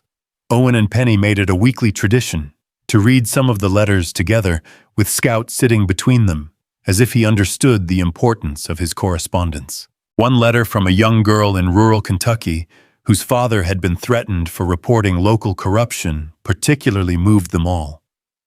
"Dear Scout," she wrote, "my daddy says bad people are trying to hurt him because he told the truth about the sheriff. I'm scared, but I remember your story, and I know good people can win if they don't give up. Please tell Penny I'm trying to be brave like she was." Owen contacted federal authorities about the Kentucky situation, and within weeks, FBI agents were investigating the corruption the girl's father had reported. The case led to the arrest of several local officials and the implementation of federal oversight for the county sheriff's department. One letter. Rachel marveled when she heard about the Kentucky case. One child who was inspired by Scout's story, and it led to justice for an entire community. It became clear that Scout's impact extended far beyond their original ordeal. The dog had become a symbol of resistance to corruption and injustice, inspiring people around the world to stand up for what's right, even when facing overwhelming odds. On Scout's 10th birthday, Owen organized a celebration that brought together everyone who had played a role in their survival and the subsequent fight for justice. Rachel flew in from Washington, Agent Chen took leave from her duties with the Corruption Task Force, Dr. Wells made the drive from Clearwater Falls, and even Tommy Wells brought his family up from Kalispell for the occasion. The celebration was held in Glacier National Park, not far from where their ordeal had begun a decade earlier. The setting seemed appropriate, a place of natural beauty and peace where they could reflect on how far they'd all come since that terrifying night in the Montana wilderness. 10 years ago, I was a single father just trying to get my daughter safely to her grandmother's house, Owen said, addressing the gathered friends and family. I had no idea that stopping to help a stranger would change our lives so completely. He paused to look at Scout, who sat calmly beside him with the dignity of a dog who understood his importance to everyone present. Scout taught us that courage isn't about being fearless. It's about doing what's right, even when you're terrified. He showed us that loyalty means never abandoning those you love, no matter how dangerous the situation becomes. And he demonstrated that sometimes the smallest act of kindness, stopping to help someone in need, can have consequences that ripple out far beyond anything you could imagine. Penny, now approaching her 20th birthday and preparing to start college with a full scholarship, funded by the foundation bearing her mother's name, spoke next. Her words reflected the wisdom and strength she'd gained from their shared ordeal. Scout saved our lives in the Montana wilderness, she said, her hand resting on the golden retriever's head. But more than that, he showed us how to live with purpose and meaning. Because of him, we learned that ordinary people can make extraordinary differences when they refuse to remain silent in the face of injustice. The celebration concluded with the dedication of a new monument in the park, honoring not only Henderson's victims, but also the law enforcement officers like Tommy Martinez, who died in the pursuit of justice. Scout participated in the ceremony by laying a wreath at the base of the monument, his solemn demeanor suggesting that he understood the significance of the moment. That evening, as they returned to their Billings home, Owen reflected on the journey that had brought them to this point. They'd survived corruption, violence, and betrayal, but they'd also discovered the power of truth, courage, and unwavering loyalty. Most importantly, they'd learned that standing up for justice, no matter how dangerous or difficult, was always worth the cost. Scout spent his final years as a therapy dog working with children and adults who'd experienced trauma similar to what their family had endured. His gentle presence provided comfort to countless families, and his story continued to inspire people facing their own battles against injustice and corruption. When Scout finally passed away peacefully, at the age of 14, surrounded by the family he'd protected and served so faithfully, the outpouring of grief and gratitude was overwhelming. Letters arrived from around the world, sharing stories of how Scout's example had inspired people to stand up for what's right in their own communities. The funeral service was held in Glacier National Park, with hundreds of people attending to pay their respects to a dog who had become a symbol of courage and loyalty. Federal agents, journalists, corruption investigators, and ordinary citizens who'd been inspired by Scout's story all came to honor his memory. Scout was more than a dog, Agent Chen said during the service. He was a reminder that heroism comes in many forms, and that the bonds of family and loyalty can overcome any obstacle. His legacy will continue to inspire people fighting for justice around the world. Owen buried Scout near Sarah's grave in the family plot they'd established in Billings, a peaceful spot overlooking the Montana landscape that the golden retriever had loved so much. The headstone bore a simple inscription, "Scout Carter, guardian hero friend. He never walked away from someone who needed help." In the years that followed, the foundation continued to grow and expand its mission, helping families across the country who faced threats for reporting corruption or standing up to injustice. Penny took over its operations after completing law school, dedicating her life to continuing the work that Scout's courage had made possible. The FBI's Rural Corruption Task Force, inspired by the Henderson case, had investigated and prosecuted hundreds of corrupt officials across dozens of states. Agent Chen, now in charge of the program, regularly cited Scout's story as an example of how ordinary citizens could make extraordinary differences in the fight against corruption. Rachel continued her work with federal investigators, her expertise in rural corruption cases making her one of the most respected agents in the Bureau. She never married, dedicating her life to ensuring that victims like Jessica Winters, Maria Santos, and Carla Thompson received the justice they deserved. Dr. Margaret Wells passed away at the age of 92, surrounded by the extended family of people whose lives she'd touched through her compassion and courage. Her funeral was attended by hundreds of people she'd helped over the decades, including Owen and Penny, who considered her one of the most important influences in their lives.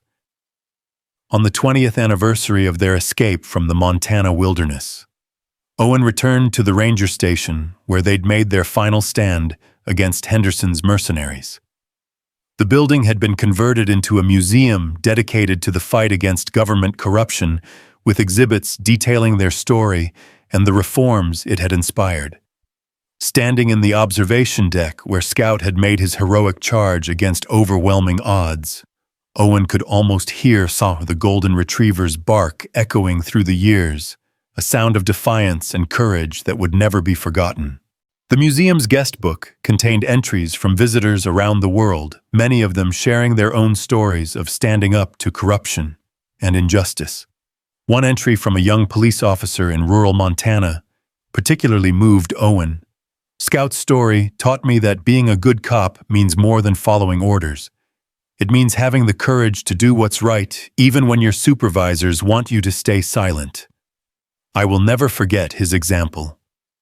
As Owen prepared to leave the museum, he noticed a family with young children examining the exhibits, the parents explaining to their kids about the importance of standing up for what's right. One of the children, a girl about Penny's age when their ordeal began, looked up at him with recognition. "Are you Mr. Carter?" she asked, her eyes wide with excitement. "Scout's dad." Owen smiled, remembering how Scout would have loved meeting this curious young visitor. "Yes, I am. My teacher told us about Scout," the girl continued. "She said he was the bravest dog who ever lived, because he never gave up protecting his family." "She's right," Owen replied, his voice thick with emotion. "Scout taught us that real courage means never abandoning the people you love, no matter how scary things get." The girl nodded solemnly, then brightened with a child's natural optimism. "When I grow up, I want to be brave like Scout." Owen watched the family continue through the museum, the children listening intently as their parents explained the importance of truth and justice and standing up for what's right. He realized that Scout's legacy would continue through these young people and countless others who'd been inspired by his story. Walking out of the museum into the Montana sunshine, Owen felt Sarah's presence as clearly as if she were walking beside him. He could almost hear her voice, warm with pride and love. "You did good, Owen. You and Scout and Penny. You all did exactly what needed to be done." The golden retriever who'd saved them all was gone, but his spirit lived on in every act of courage, every stand against injustice, every decision to help someone in need rather than walking away. Scout had taught them that heroism wasn't about being fearless or invincible. It was about loving someone enough to fight for them, no matter what the cost. As Owen drove home through the Montana landscape that held so many memories, he understood that their story wasn't really about corruption or conspiracies or federal investigations. It was about the unbreakable bonds between a father, his daughter, and a golden retriever whose love and loyalty had changed the world. Scout was no longer running beside their truck or sleeping at the foot of Penny's bed, but his legacy would endure forever in the hearts of everyone who'd learned from his example.